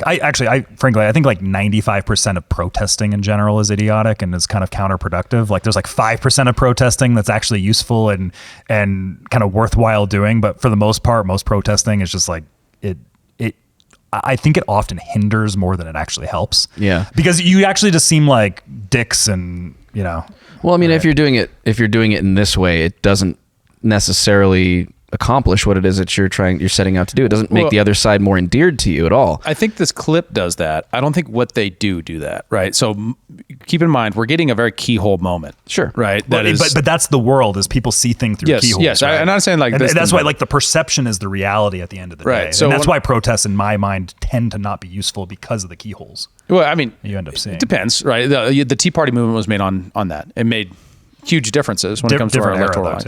Well, yeah, and different people, right? I mean, very different group of people. Occupy Wall Street, wasn't as effective as the Tea Party, but also changed the culture in a lot of ways. But there were other components to that, though, right? Like the Tea Party had a very like cultural or politically motivated and activated component to it. It wasn't just running around in the streets and shouting at people. Well, these guys have a political component too. They're all requesting for BDS movement sort of reforms. Yeah, boycotts. What is BDS? Boycotts, divestment, and something. Yes. Okay, so they're trying to apply their individual power to encourage people They're pushing for policy change. Yeah, they want the Biden administration to change their trajectory on Israel. They want the state or the college or whatever that they're advocating for sanctions. Yeah, to be one of the funny things about none of these states that these are in are allowed to do that because a law is passed by the legislature. So BDS movements, which is unconstitutional in my opinion. I don't see how you can ban companies from not deciding to do business or whatever. But so they're asking for policy reforms, right? It's important, like, not to see that. I hate defending these people. Why are you making me defend these people? It's important to see this as an American thing that's happening, right? That these are American civilians or American citizens exercising their right to freedom of speech. Some of it being completely dumb. Some of it being ridiculous and stupid or racist and ridiculous or collectivist, things that I oppose, but these are protected acts, right? And that's the thing that, and I get it. Like, there's some of these things are disgusting, but that is the adult way to look at freedom of speech. Right. Yeah. And I'm actually just saying things outside. Like, I'm saying things from a game theory perspective. I think like 5% of protesting is useful, and most of it is counterproductive, especially in this day and age where you can shape perceptions so easily because of just like clips that you make on your phone at the moment, and you can shape things and direct different things that are completely like counter to what the protest was. Like, and your enemies can use it against you in such, because it's very difficult to control protests as they get too large. Like, look at just January 6th, for instance, right? Yeah. How much has come out of January 6th that goes completely beyond just like, just make your voice heard, right? Right. Well, you have like instigators causing all sorts of problems that then extrapolate into much larger issues, right? Mm-hmm. And that's where protesting is like, you got to be very careful with it, just as a tool in your repertoire for making political change. You got to be very careful. Yeah, it's got real liabilities, and I think the liabilities here, is what they're trying to blow up. But I just don't know if it's landing, right? I mean, these are gross, and I would even say some of these are anti-Semitic, in the sense of like just they're collectivists, anti against the Semitic people or the Jewish people, kind of arguments. But I once again, I think that this is kind of. It's kind of blown out of proportion when it comes to the police response. We do have a Jewish student testimony here that does lay out some of the things and a little bit clearer than what you saw there. But I think the crowd situation of what you saw in the last one kind of shows the dynamic for a student at a given time. And here's a young woman kind of saying what her experience was. My name is Eden Yadigar, and I am a junior at Columbia University, double majoring in Middle East Studies and Jewish Studies. I am 20 years old and the daughter of American immigrants who fled Iran 45 years ago to escape the life-threatening anti-Semitism that infected their country. I am grateful to be a student at Columbia, but I am horrified that the same Jew hate that drove my family to the U.S. has become normalized here. It is pervasive in classrooms, across campus, in student groups, and online. It has even stained our hub of Jewish life, Columbia Barnard Hillel, with, quote, "Long live the Palestinian armed struggle," and shouts of Free Palestine.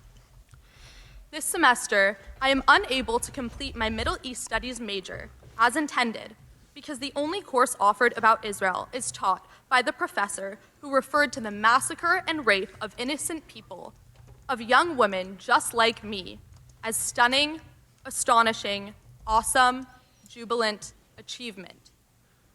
We are ostracized, mocked, harassed, assaulted, and scapegoated because of our identities. The Jews yelled at visibly Jewish friends of mine on multiple separate occasions. I was bleeped. Online, Columbia students suggested labeling local shops that support Israel's right to exist, quote, with a Star of David. Yikes. Is this 1938 or 2024? We'll stop it there. Yeah. So obviously some very objectionable stuff, but what's one of the tricks here that you have to be careful about, because not everything is propaganda. Colin and I have a disagreement about that, but some things are. I'm not saying everything she's saying here is. Not everything's propaganda. I agree with that. Didn't we have a long conversation about that? Like after the show, I think I was maybe more on the side of like everything in some way is designed to. That was a completely different conversation. Convert someone to an idea. Know what we're yelling about? You're bringing in Sorry. a conversation that has nothing to do with this. I was teasing. It was just a joke, buddy. Sorry. All right. So it was only that. Remember, this is public, though. it's a different conversation. Yes. Okay. Sorry. I didn't. Oh, my bad. Was her framing up. So if you put in front, at the very beginning of what you're saying, things like, long live the Palestinian struggle. Well, if you believe in a two-party state, how do you agitate for that thing without saying things about it? What do you want them to do? Just not speak? That's a problem. Second, free Palestine. What are they supposed to say? If not that, like, why is that in the list with horrendously terrible things? Like, well, I mean, I think it would be which are also protected speech, to be clear. I think it would be in this argument classified by those who would frame it that way as same as the arguments around using the word hag and as being anti-Semitic, or these other words that are, they have these connotations. Christ is king is anti-Semitic because of the context, right? Like saying free Palestine in this context implies certain things. So I think the argument would be, if I were steel manning it, that it has those same connotations. It's mutating. But that does mean unique it means in some context, just by who I say it to changes the character of it. How am I supposed to say it? Like, now I've placed someone who's my ideological opponent in charge of my speech to tell me how I'm allowed to communicate my ideas, which is a very dangerous place to be. Yeah. Right? Because then you're saying, well, you're not allowed to communicate your ideas. Right? And it might be any formal reason I can do that, but I can do it with shame. And if I can do it with shame, I don't need the police to do it, and I can get around the First Amendment. Interesting. Heck of a problem. One more case that we have from memory. Oh, wait, one more thing. Her professor sounds horrendous. That guy sounds terrible. I was thinking that too. I was like, who the fuck's the professor? Well, it goes into what I was saying, where like you have these people that are chanting like "Death to America" and people that are kind of praising the attack on October 7th, and like it's possible to denounce that attack and say that those people are dumb, but also have concerns about like the civilians in Palestine, right? And this is where a lot of this kind of gets all muddy, because it's like, well, if you feel bad about like the massacres going on in Gaza right now, then you must support the raping of women on October 7th. Like, and it's like, no, this is like the mental gymnastics and the mental tricks that people use. Because you have to be on a side. You have to. Yes. Yeah. But it's just it's non sequitur like argumentations. Like you're conflating two things that are completely different, and it's just the least intellectually honest or generous way of approaching someone else's argument. Well, in order to understand this, you have to understand all the context of what leads to these events too. And you can kind of like take away without over moralizing everything and just being like, yes, this naturally leads to this, which naturally leads to this. And we can have that conversation of understanding the context of the history of the region to be like, how did things get to this point? Right. And frankly, like both sides have done horrific things. Right, like that's just like the truth of it. Not allowed to say that. Yeah, no, but one side is. You don't say that. One side is unique, and there are special people, and there's a unique hate that only they've ever experienced, and you have to kind of give that victimhood to them and allow that to continue to fester. Right. So yeah, we can skip the memory TV thing because I know this is going a little bit long. It is important to note that Bibi Netanyahu does agree this is the same as the Third Reich. So just so you guys know. Coming to hometown near you, the Third Reich, apparently. It's just so crazy, right? I mean, like, it's not the same thing. These college students don't have a navy. They don't have the Luftwaffe, right? These are a bunch of schmucks. You better say it right, or Hannah's going to get on your case. I just said it right. Luftwaffe. I thought it was with How dare a you? V sound. Luftwaffe. Luftwaffe.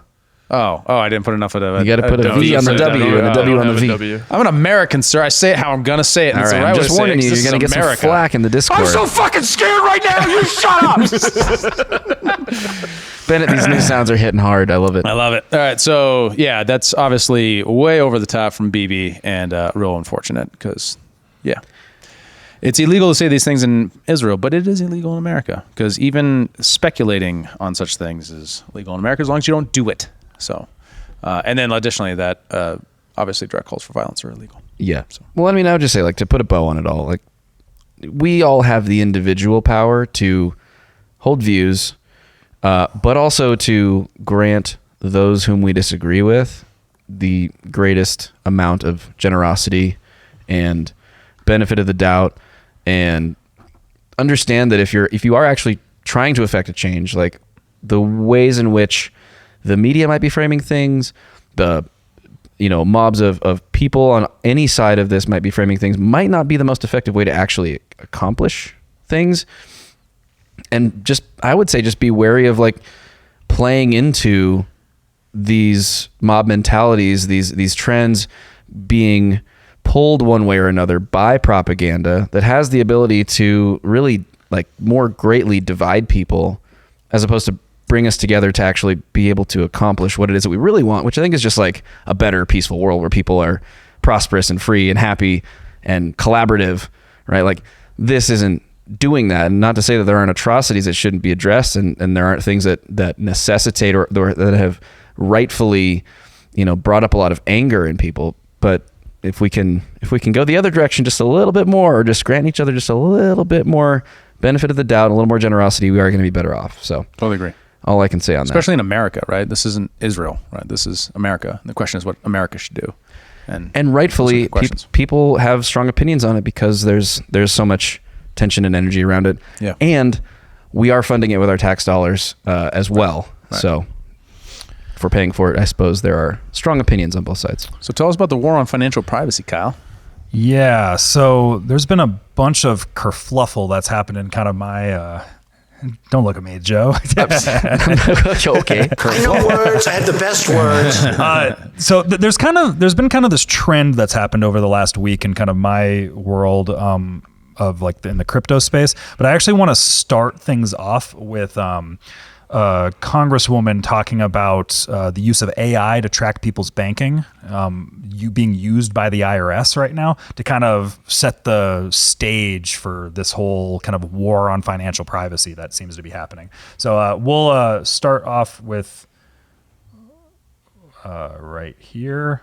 We have learned is that the IRS, in fact, has been using AI to access bank accounts of American citizens without any kind of a search warrant or even without any specific claim that they have committed a crime.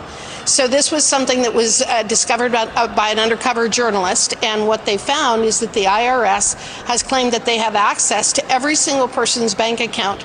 This person also indicated that they've been working with the Department of Justice and that they have absolutely no problem whatsoever going after the little guy to make sure that they are paying their taxes. This is such a blatant violation of the Fourth Amendment that Jim Jordan and I sent a letter to the IRS demanding that they provide additional information about what they are doing with AI and what they are doing to protect the civil rights of American citizens. So, Congresswoman, what's the end game here? Because at the end of the day, you can't put the AI genie back in the bottle, and it's so easy to use these technologies in the way that you're suspecting the IRS is. How do you protect American citizens and our constitutional rights? Well, one of the things is we need a new administration in November, because this administration has been absolutely lawless in terms of its surveillance of us, of members of Congress, of local officials, of people who are protesters, of voters. This administration has completely ignored the Bill of Rights, whether it's the First Amendment, the Fourth Amendment, the Fifth Amendment. They have weaponized the government against us. So one of the things Yikes. Okay. I just love how it's like, so we've written a letter demanding more information. Okay, like Congress is so toothless. It's so stupid. They have, one, they gave away all their powers over the last 100 years from the progressive era to today to the executive branch to do pretty much anything they want to do. Yep. They gave that power away and they refused to try to take it back. Almost no president has the incentive to go for it because we don't elect presidents from the legislative branch anymore. Interesting. At least last couple, or Obama and Biden both were, but George Bush isn't, and all that kind of stuff. And those aren't the people that he's going to do that for. Yeah. So Kyle, I was thinking about the Biden one. I was like, I know he was legislator for a while, but I think of him as VP. Yeah, but he was a senator. Yeah, for a long time. 40 years, just like his whole job. True. Yeah. So since his 20s. And then lastly to that, the power of the purse. They should be able to defund these things, but they never do that. Why? because they get all their money from lobbyists who don't want them to defund things like that? The media. Help me, I'm poor. Oh, the media. The oh, media. Oh, yeah. Because then they're attacking the intelligence agencies by doing such a thing, and they're gonna make us unsafe. Or if you go after the IRS, like it's the framing of that. I'm looking at this. It's actually democracy working. Okay, so the IRS last year bought how many millions of dollars worth of AR-15s and a whole bunch of ammo, and now they've got AI. So how long? And they've also bought a bunch more tax auditors too. Like they've hired a ton more that are like super specialized and trying to find like money laundering schemes and things like that. So when we see the line item, the IRS has bought a bunch of robots, we need to be concerned because now we're gonna have AI robots armed with AR-15s coming to your door to collect your tax money. Hide your kids, hide your wife. Well, and remember kind of the framework around this, right? Like you have the Canadian trucker movement back a couple years back where you had the Canadian government coming in and like shutting people's bank accounts down and trying to track people's crypto wallets and blacklisting people's things, all this stuff. Well, something that happened that just happened like 2 days ago was 2 days ago. Is that what that is? Is the FBI has put out a public service announcement that is a warning just citizens about non-compliant money service businesses. So people that are non-compliantly involved in the transmission of money. They don't have like the proper MTLs, the money transmitter licenses, or they're not falling within the Bank Secrecy Act. And what we just ended up having yesterday was the founders of Samurai Wallet, which is like a big Bitcoin wallet. They got arrested. One in Philadelphia and one in Portugal, who is going to be getting extradited. He's waiting on extradition now. And what's the reason for that is because they're claiming that Samurai Wallet has their an illegal user, like they're operating illegally on the money transmitting laws, essentially, because they allow for coin mixing, which is a way of kind of privatizing, anonymizing your Bitcoin transactions. And they also allow for, I think they allow for like some sort of like swapping. So like buying and selling so it's kind of like a quasi exchange there, right? And they don't have the license I think that might not be right on the swapping aspect, but there's future stuff in here that does apply to. So what you end up having here is the co-founders, Keone Rodriguez and William Lonergan Hill, are charged with money laundering. So it's been around for about a decade, and authorities say the wallet has processed over $2 billion in illegal transactions. About 100 million of those are associated with the dark web. Ooh, the dark web. Spooky. Dark web. Right. And it's all because they failed to comply with the Bank Secrecy Act. Now, what is the Bank Secrecy Act? Great question. I want to know the same thing. Heck, it goes back to 1970, signed into law by Nixon, and anybody that's involved in the transmission of money needs to maintain records on cash purchases in if the daily aggregate exceeds $10,000.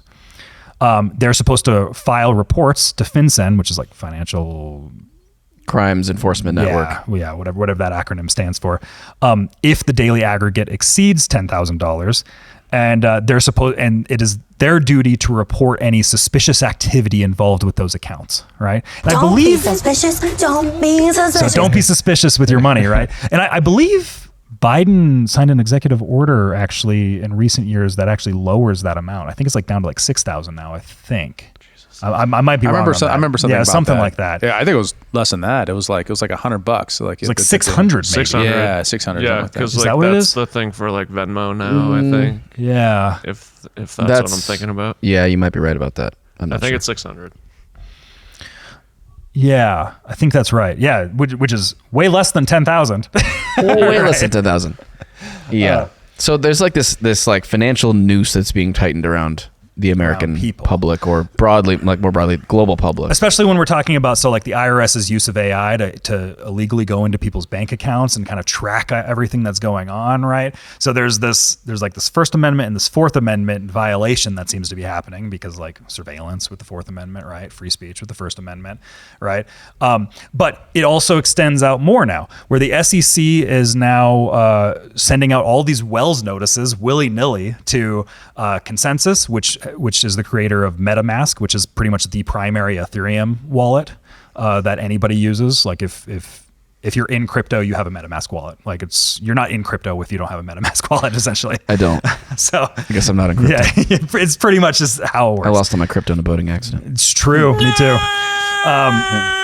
Where now Consensus, the creators of them, are countersuing the SEC, right? So you have the SEC puts out these Wells notices, which is like, hey, we're not suing you yet, but we're gonna. That's what a Wells notice is, right? And then the Consensus is like, well, no, we're suing you, SEC, right? And then the SEC also put out a Wells notice to Uniswap, which is this decentralized place for you to exchange currencies on top of Ethereum. So the SEC is just like, you get a Wells notice, you get a Wells notice, you get a Wells notice, right? And they're just dishing out everything. And everything seems to kind of be coming down to anything that is in the orbit of the exchanging of money, right? So anything that's like self-custody with the exchanging of money. That seems to be where the government is like cracking down right now. And worth remembering, Tornado Cash a year ago, the founders of that, which is another coin mixing service, which allows for the anonymization of your transactions. They all went to jail last year or 2 years ago, I can't remember. And then you also have a bunch of these crypto founders that just kind of have been dying lately. A lot of suicides and things that have been happening, right? Yeah. A different kind of boating accident. Yeah, well, I got a tweet here from the founder of MakerDAO from 2 years ago, Nikolai. He tweeted out, this was his last tweet that he sent out before he was found dead off the shores of San Juan. Puerto Rico, right? CIA and Mossad and pedo elite are running some kind of sex trafficking entrapment blackmail ring out of Puerto Rico and the Caribbean islands. They are going to frame me with a laptop planted by my ex-girlfriend who was a spy. They will torture me to death. And then like the next day he was found he was washed up on shore on the coast of San Juan, right? So there's a lot of conspiracies that are funneling around.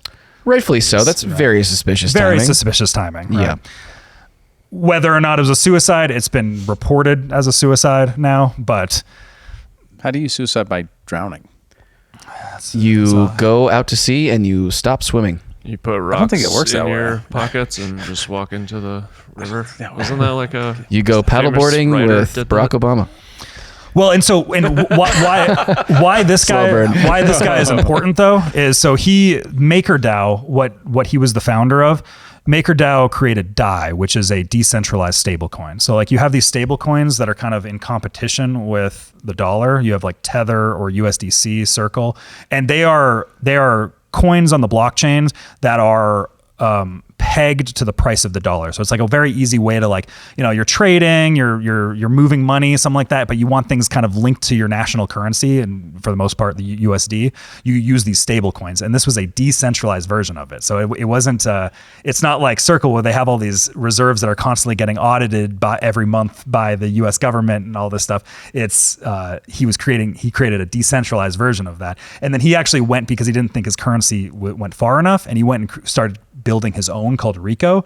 And it was around this time where he starts having all these crazy tweets where I was like, there's thugs that have been sent to my house, there's all this stuff. And for like a year, he's like documenting, like he was putting out tweets that were like, that were like, if they ever get me, it's going to be because persistence. They just have all the time and infinite money in the world, but they're not sending their best after me. Like he was putting out those types of tweets. Sending their best. Is there a chance he just had a mental break? Like it is possible. Yeah. Like that is an argument that you could definitely make, right? Yeah. But he is kind of this anarchist libertarian type, very autistic, educated, and some autistic. Of the most stable people I know. On central banking, very big critic of central banking, sure. Yada yada yada, right? So, but you have all these things kind of coming together, where you have Wells notices going to pretty much the most important areas of crypto, self-custody and decentralized exchanges. You have wallet creators, the founders of wallets getting arrested. So like the people that built the code. It's not the people using it, right? It's the people that built the code. They're getting arrested, right? And then you have AI crackdowns with the IRS coming in and really trying to expose anybody that might be doing illegal transactions or nefarious activities with their money, right? Just with their bank. AI is kind of a fancy thing. It's, first of all, it's 2 letters. So it creates this larger kind of framing of a story here of there's a war on financial privacy, right? So for folks who aren't involved in crypto or maybe don't understand it, what is the implication for everyday people here? So I would say the implication here is when crypto in general, whether it just be Bitcoin or spreading out into like Ethereum and things like that, it's becoming more and more prolific. It's becoming much more of like our systems are beginning to slowly integrate into these things. And there seems to be, and governments are concerned about that. They want to be able to kind of control the off ramps and the on ramps of things, right? So, and the governments are trying to frame crypto users as being like they're only using it for nefarious activities. So Like we the need to Silk Road stamp and down stuff. on these things, right? Yeah. So and these wallets are ways for people to buy drugs or donate to terrorists, and those types of things. So it's something for when people are kind of getting involved in the space, be careful because there is kind of this war that is going on with the empire, right? Because the empire doesn't like it when you have financial control over yourself, right? They want you to be able to be plugged into their system, which is like central banking, usury, et cetera, right? The Matrix. The Federal Reserve. The Matrix, right? Whenever you say the Empire, I just want to have the Star Wars music. Yes. Yeah, I think there is as far as for the application of the average person, next time you're at a candidate forum event, you say, what are you doing to make sure I have financial freedom? Right. You Great make that a pillar of the things that you actually care about and talk about, right? Because the future, we don't want it to look like Canada with the trucker rallies. We don't want it to look like China. And the opposite of that is decentralized money that allows you to control it yourself rather than do things like what they're doing. Yeah. Well, an easy, applicable way for the average person to do that is transact in cash, obviously in very small amounts now because we've got the limits being lowered on us. But there's a war on cash. And it's not necessarily an overt war, but it's just like everything's becoming more and more convenient to use your card. How many of you carry like any substantial amount of cash or transact in cash? What proportion of your transactions are in cash versus on your debit card or your credit card? Not too often. Very Exactly. So, and there are other ways too, outside of the digital space, obviously with other forms of currency that exist, precious metals, for example. Yeah. Of course, laid out in the Constitution, which we're living in a post-constitutional era, so that's not real anymore, I guess. But, it used to be right that silver and gold were legal tender. Now they're not. But there are other ways of hedging against control in some senses. Well, there's also an aspect too here because for people that don't like, there might be a useful learning tool here is because most people, I think when they're just entering the crypto space or they're just like, I want to invest in this Bitcoin thing or whatever it might be, like they open up a Coinbase account or they open up a crypto.com account and they just buy something on there. And they don't necessarily realize that there's this whole underlying thing that exists because they're not taking the time to understand what the technology actually is, where when you're buying crypto on one of these broker accounts, essentially, like Coinbase, they are holding your Bitcoin for you, but you are able to take that off and actually own it and secure it yourself, right? And something like Samurai Wallet, which these people got arrested for creating, is one of those ways of doing it. So like if there's a run on the bank type of situation, right? Because like Coinbase is essentially a bank for your crypto. If there is a kind of a market problem that ends up happening, these centralized exchanges, they'll shut down trading and you might not be able to get your money out, right? Well, there's a meme too around like any time that Bitcoin goes on a run, like Coinbase will break right at the top and then it'll reopen and the price will have dumped significantly. And I think the conspiracy theory around that is that Coinbase is colluding with the big traders or whatever, allowing them to get out at the top. But in reality, people just don't understand liquidity in markets. Well, and that's another thing. That tends to be what it is. But still, right? If you are operating with the entirety of your crypto portfolio on a centralized exchange, you don't really control it. And if you want to buy and sell at the time you want to buy and sell, you can't always. And you can't always, custody it yourself in a moment where you may want to immediately do that. So, and there's also the important thing is too, if you're going through these centralized exchanges, so like in order for them to comply with the Bank Secrecy Act, they have to they have to AML KYC you. So KYC is know your customer. So this is where anytime you sign up for pretty much any financial service anywhere, you're putting in your social security code, right? You're driver's giving license, them your tax identification information. And that is so that they can report to the government your transactions here. So like they make sure so that they are complying with this law. So what ends up happening here is, and the reason why exchanges have to stock exchanges have to exchange, like when GameStop happened, they had to shut it down because there was a liquidity crisis that ended up happening, right? But what ends up happening, does it matter with Uniswap? Why is the Wells notice going to Uniswap? So what Uniswap and these decentralized exchanges are doing is they are a competitor to the centralized exchanges. So a centralized exchange, they're just holding a bunch of money or cryptocurrencies or stocks or whatever their thing is. They're just holding all of that into one area, and people are kind of trading numbers on a screen on the liquid cash that exchange has, right? So if people are buying too much Bitcoin or selling too much Bitcoin, it's because Coinbase doesn't have it with their books, and they need to buy more to be able to facilitate trades, and they need to do all that stuff. That's why exchanges have to shut down in those like crazy illiquid moments. Otherwise, prices just go crazy. Right, because any singular... Too much supply, too little supply, too much demand, whatever, right? Any singular player can have an outsized effect if the amount that they want to trade is a significant proportion of the available liquidity in that asset. Yeah, and so the reason why Uniswap matters is because Uniswap is what is called a decentralized exchange.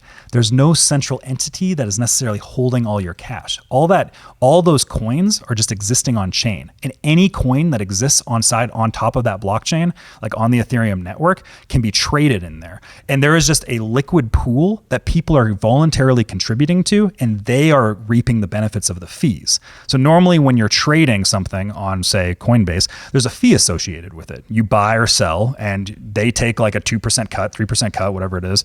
But on a system like Uniswap, there's a very small, it's like 0.03% of a fee.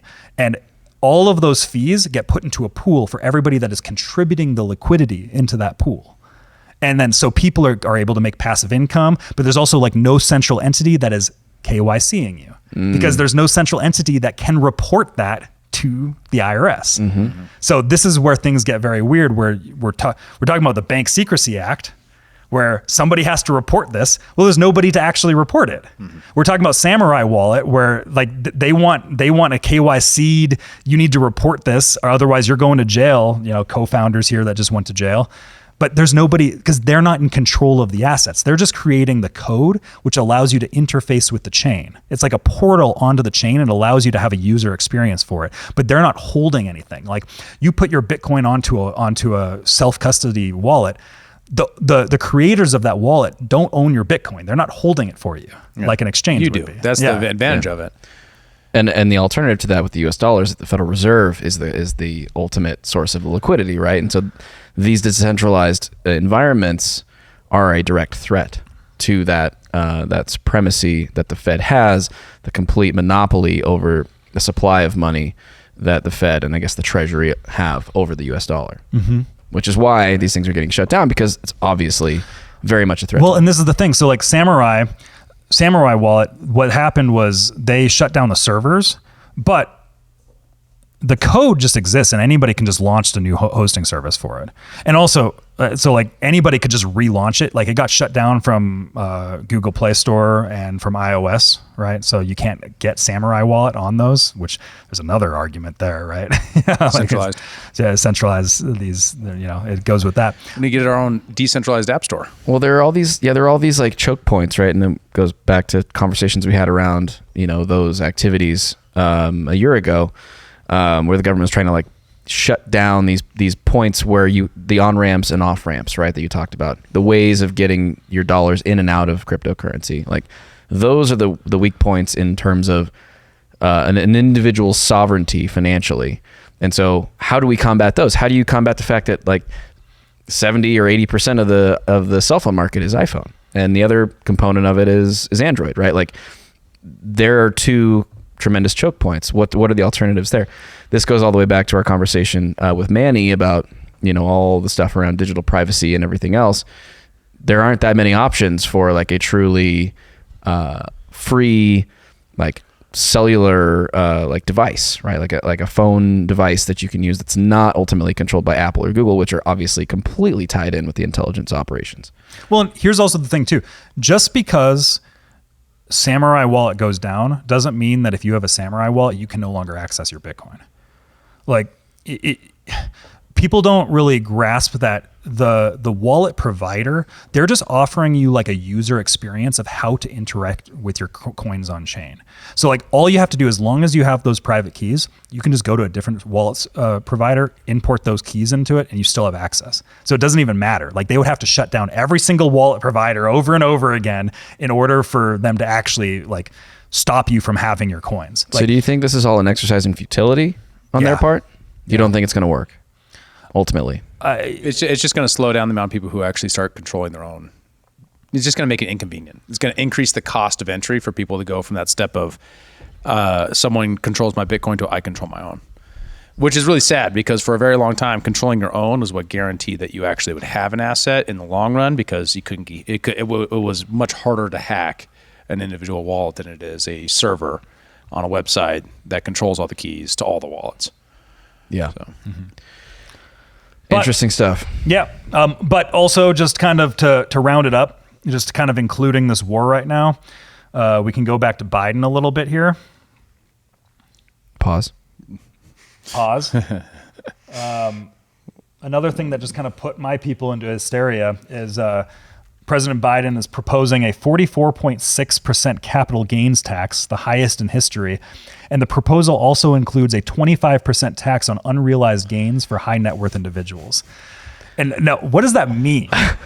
That was great. Cut to that. Oh God, it was so dumb. What does that mean? Unrealized gains? Yeah. Yeah. Unrealized gains. That means you bought a stock, let's just say at $10, and it went up to $100, but you haven't sold that stock yet. So you don't actually have that money. They're going to tax you in real dollars on the value of that stock at $100. Yeah. Sick. That no one is ever going to actually pass that. They couldn't never possibly. going to pass that. It's such a. It was put forward as a proposal like a year or two ago too. Yeah. It's something that's continued to be proposed. But It's like it's yourself. Exactly. It's like a carrot just dangled out there for all those stupid socialist types to just be like, oh well, he's not so bad. He wants to do unrealized tax gain. Look how liberal he is. Look how progressive he is. Like it's just useful idiots. 4 more years. Well, there's no way Democrats. Could you didn't pause imagine first. Nancy Pelosi, who has so much of her wealth wrapped up in taxes, passing that insanity? Let alone like her Absolutely donors not. or Yeah. any No one of their way. donors. Well, No just way. imagine you have to pay unrealized gains on like your house, right? Oh, yeah. Imagine that life. Like you You'd crush. have a $500,000 house. You're not selling, and just every year you're having to pay 25% on the estimated value of that asset. Well, see, Imagine that. That's that crazy. seems much less far-fetched to me, because what a great way to just absolutely scoop up all the assets, right? If you're a high net worth individual, Create a permanent renter class. You can afford to pay that, even though it would be tremendously inconvenient. If you were high enough up the financial food chain, you could see yourself accumulating a tremendous amount of value by just scooping up homes that people have to sell because they can't pay that. There'd be riots. If you had something like that where you had the 25% on a $100,000 gain over 4 years off your asset. Yeah, and you're a right. middle class person, someone's taking a rifle out at Oh, that for point. sure. I mean, come on. There's no way. There's just no way. I'm poor. You're broke. Insane place. Oh, Yeah, man. no, it's just we're getting into That is such so a funny. strange. We're getting into such a strange territory now with all this with all these shenanigans going on in like the financial space. Like, How it's- dare you, it's sir. all crazy. It How feels dare you. so wobbly to me. Like the whole system just feels like it's on edge. Yeah. Yeah, it feels like in a decade from now, like the world's going to be a very different place than it is now. Like it just seems like there's some sort of revolutionary thing that we're about to go through, and we've just been like on the cusp of it for a while. We've been like going moving through and the moving. Danger zone. Yeah, well, and this is another part. I would make the case, Kyle, and I wonder if you agree that this is Biden courting left-wing voters. Similar to this, the TikTok, ban pushing that out, and then we also have this week the FTC banned non-compete clauses.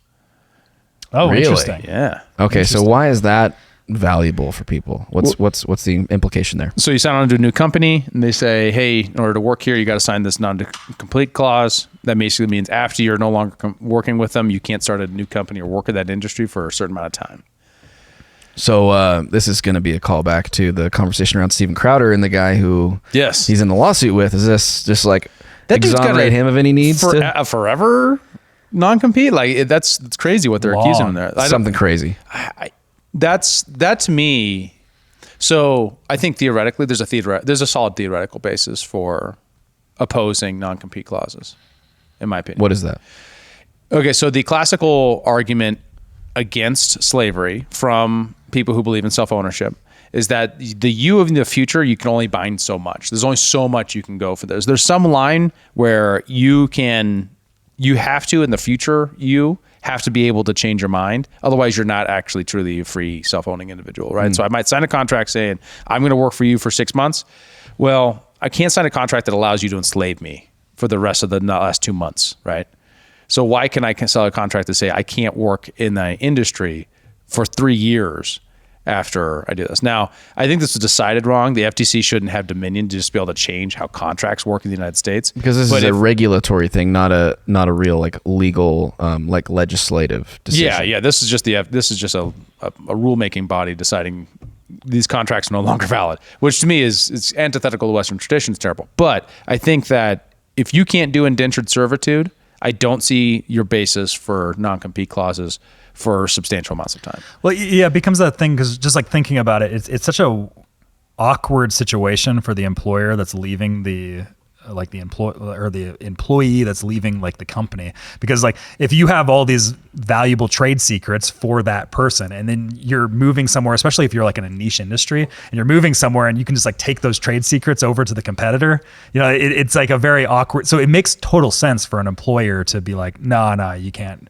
We have to keep moving forward with this, right? I mean, this goes even deeper into like the intellectual property conversation, because like let's just say around like food recipes, for example, if you have a co-packer, a manufacturer that's making a product for you and does formulations for their clients, if you go and work with them and say, hey, here's our recipe, go make this product for us, there's nothing really, they can't unlearn that recipe. And so if your competitor is also working with that co-packer and comes to them and says, hey, we want to make our product better, do you have any ideas? Well, they know what you did. It's not like, they don't have to, it's not even disrespecting an agreement for them to say, well, yeah, I have a couple of ideas, because they can't unlearn what they've already learned. Right. So how do you restrict somebody from sharing what is now innate to their own knowledge? I think a lot of this is trying to control things you can't control because you're trying to get a one-up on your liabilities and your assets, right? Rather than leaning into the fact that in a free society, you can't control everything. You might create a machine that does a lot of good, and someone might see that machine and say, that's a really great idea, and I got some ways I want to improve on it, and then improve on it, and then compete with you. That is a good thing, because society's not about you. So how do you reconcile that with the intrinsic positive value of profit motive within sort of like a free market capitalist paradigm? The first mover always wins. Right. And you get tremendous advantages in that 0 to 1. Well, the first mover is the one that invests all the money in the R&D on machine A, and then competitor sees machine A, says, I want to improve it. They make a better machine. They start selling that machine. Yeah. That deprives you of revenue for making your machine. It doesn't deprive you. It outcompetes you, which means the consumers win. The society is not about producers. The society is about everybody, and everyone's a consumer, right? So not everyone's a producer, right? And of that product in that industry. So the consumers win in free markets, right? Producers win in cronyism. Wouldn't it disincentivize producer from coming up with, putting all the capital into creating? First mover wins. Right? You think so? Yeah. Oh, absolutely. Even right? in this age of like rapid technological advancement? I think that's too reductionist just to say first mover wins. I think that tends to be the case, but it's not always the case. I'm not saying it's always the case. I'm but obviously you're solidifying it like it kind of is. I'm just trying to help. I'm trying to participate in the meme here. I'm just trying to make it short and not a long explanation. The long explanation is that you can do things by contract to some degree, right? There's a big difference between asking an employee that to forever make themselves an indentured servant to you or never to compete against you versus saying, hey, you're a supplier. I'm going to ask you to keep my trade secret, right? And then there's other things that go too far too. I think things that say you can never repair your device when you've bought it are also violations of your future ability to do things. Either I own or I don't, right? Sure. I have it in my possession in my house, but if I take the tag off my mattress, the government will come after me. Well, Right, I mean, that's not ins- what the tag says. Well, I'm just The saying, tag like- says the manufacturer can't remove it because it's got warnings on it. But Okay. but I see Yeah. your point. I see Yeah. your point. So the whole point being that there's some limit there. I'm not exactly sure where it is, right? At one point it's indentured servitude, and one point it's not. Yeah. And so if someone says it's not, and when it comes to trade competes, okay, I can accept that. Because I just don't. What I see when I look around isn't how all these people are being protected by IP or all these people are being protected by non-competes. What I see is, for the most part, people using this and abusing these systems in order to prevent competition, in order to prevent new products from being made or being improved on. Yeah, I agree. The area where I think some sort of IP standards are generally necessary is like for the protection of brands, like so other people can't abuse your brand in some sort of way. Like for instance, like me as like kind of talking about crypto, me as a Pudgy Penguin holder, you're kind of entering in an agreement about the use of there's a legal agreement that exists with the Pudgy Penguin IP. That's if you were to go and take the IP of your individual penguin and try to and make a bunch of money off of it, which tons of people do, make merch or put it on a business and get revenue or, all this type of stuff, right? You have up until $500,000, and then you have to come into an agreement with the Igloo Company, which is the original creators of the Pudgy Penguin. Mm-hmm. And the reason why that exists, and the Igloo Company is cool, like they're happy to help with all this stuff. But the reason why that exists is so that brand starts taking off and you don't just have like a major player like Disney just coming in and just being like, hey, we're going to buy a bunch of these Pudgy Penguins and now it's ours now, right? And now we're just using this. So like there's a kind of a thing in place there to kind of help the ethos and the culture of the IP itself, so that it kind of stops, and that's why I was kind of like pushing back on the first mover thing, because like it would be very easy for a major corporation with the power of Disney like that to just take one of these NFTs that exist and just be like, ours now, and we're just like, that's our next Mickey Mouse, right? Right. And just steal somebody's thing, right? So what they had to buy it. If they bought it, that would bid up the price. Yeah, but there's an agreement with the company itself, with the Igloo Company, with buying when the you're NFT. buying it, right? Yeah, okay. and that is because there's kind of like this prolific nature that exists. Because you don't want to lose your IP. Mm-hmm, exactly. Yeah, and that's just so, one of the and features of IP. these are just that's why like I'm not like when the IP conversation happens, like I think that there's a lot of problems with like patent trolls and all these things and abuses of the system, but there's also like contractual agreements that exist around IP that are important as well. And so like it's not as clear cut as just being like I'm for IP or I'm anti IP. Yeah, and right. that's where the dialogue so often goes, and it's just like it's such a reductionist argument. What most people really mean is I'm for the government establishment of these monopolies, as opposed to what you're talking about, which is when buying in, you sign a contract about how you're going to participate in it, which is different, which is more like a share holding. No, I want to be very clear, it's not. Than my laptop, right? When I bought this is not financial advice and do your own research. I just want to be very clear. It is not a security. I just want to be very clear about that. When I bought my physical laptop, right, if I take it apart, I expected to avoid the warranty. But what I don't expect is for me to no longer be able to use it because I took it apart, right? So if Samsung said, no, you took it apart, and so now you can't use it, we're going to remote turn it off, that would be a very different sort of thing. But to your point, though, wouldn't that just open up an arena for competition from a manufacturer that doesn't have those restrictions? Because it's that company's own prerogative how they choose to allow you to use their product, right? If you buy it, you are signing an agreement to say, I'm going to use this in maybe X, Y, or Z ways, or not use it in X, Y, or Z ways that we don't want you to use it. So this is why I think it should be discovered in the courts rather than decided by a board, right? So in the case of I bought it, at some point it's mine. There's a conception called property and possession that we have as a country that has been established through English common law that set certain bounds. New technology might change that, right? New novel ways of thinking about IP or brands or whatever might change those things and are best navigated through the civil court systems and legal precedent.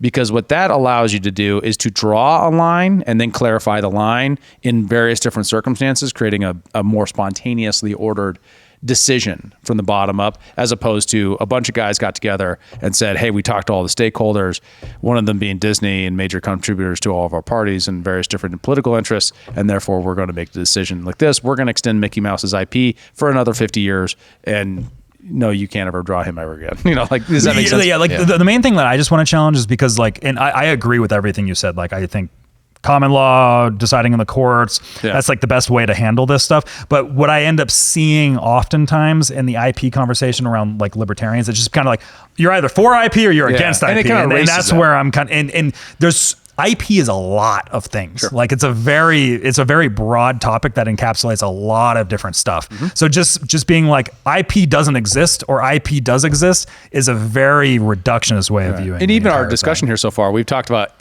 non-competes, IP, brand, copyright, patent law, trade like all in that, secrets, because it's all related to this function of how to create agreements, stick to agreements. What are the boundaries of those agreements fundamentally? And that's where indentured servitude is. For a long time, it was justified as you created an agreement. Sorry. Right. You want to get on this ship and go to the new world, you're going to work for us to pay it off. Right. You got into credit card debt. You want to declare bankruptcy. Sorry.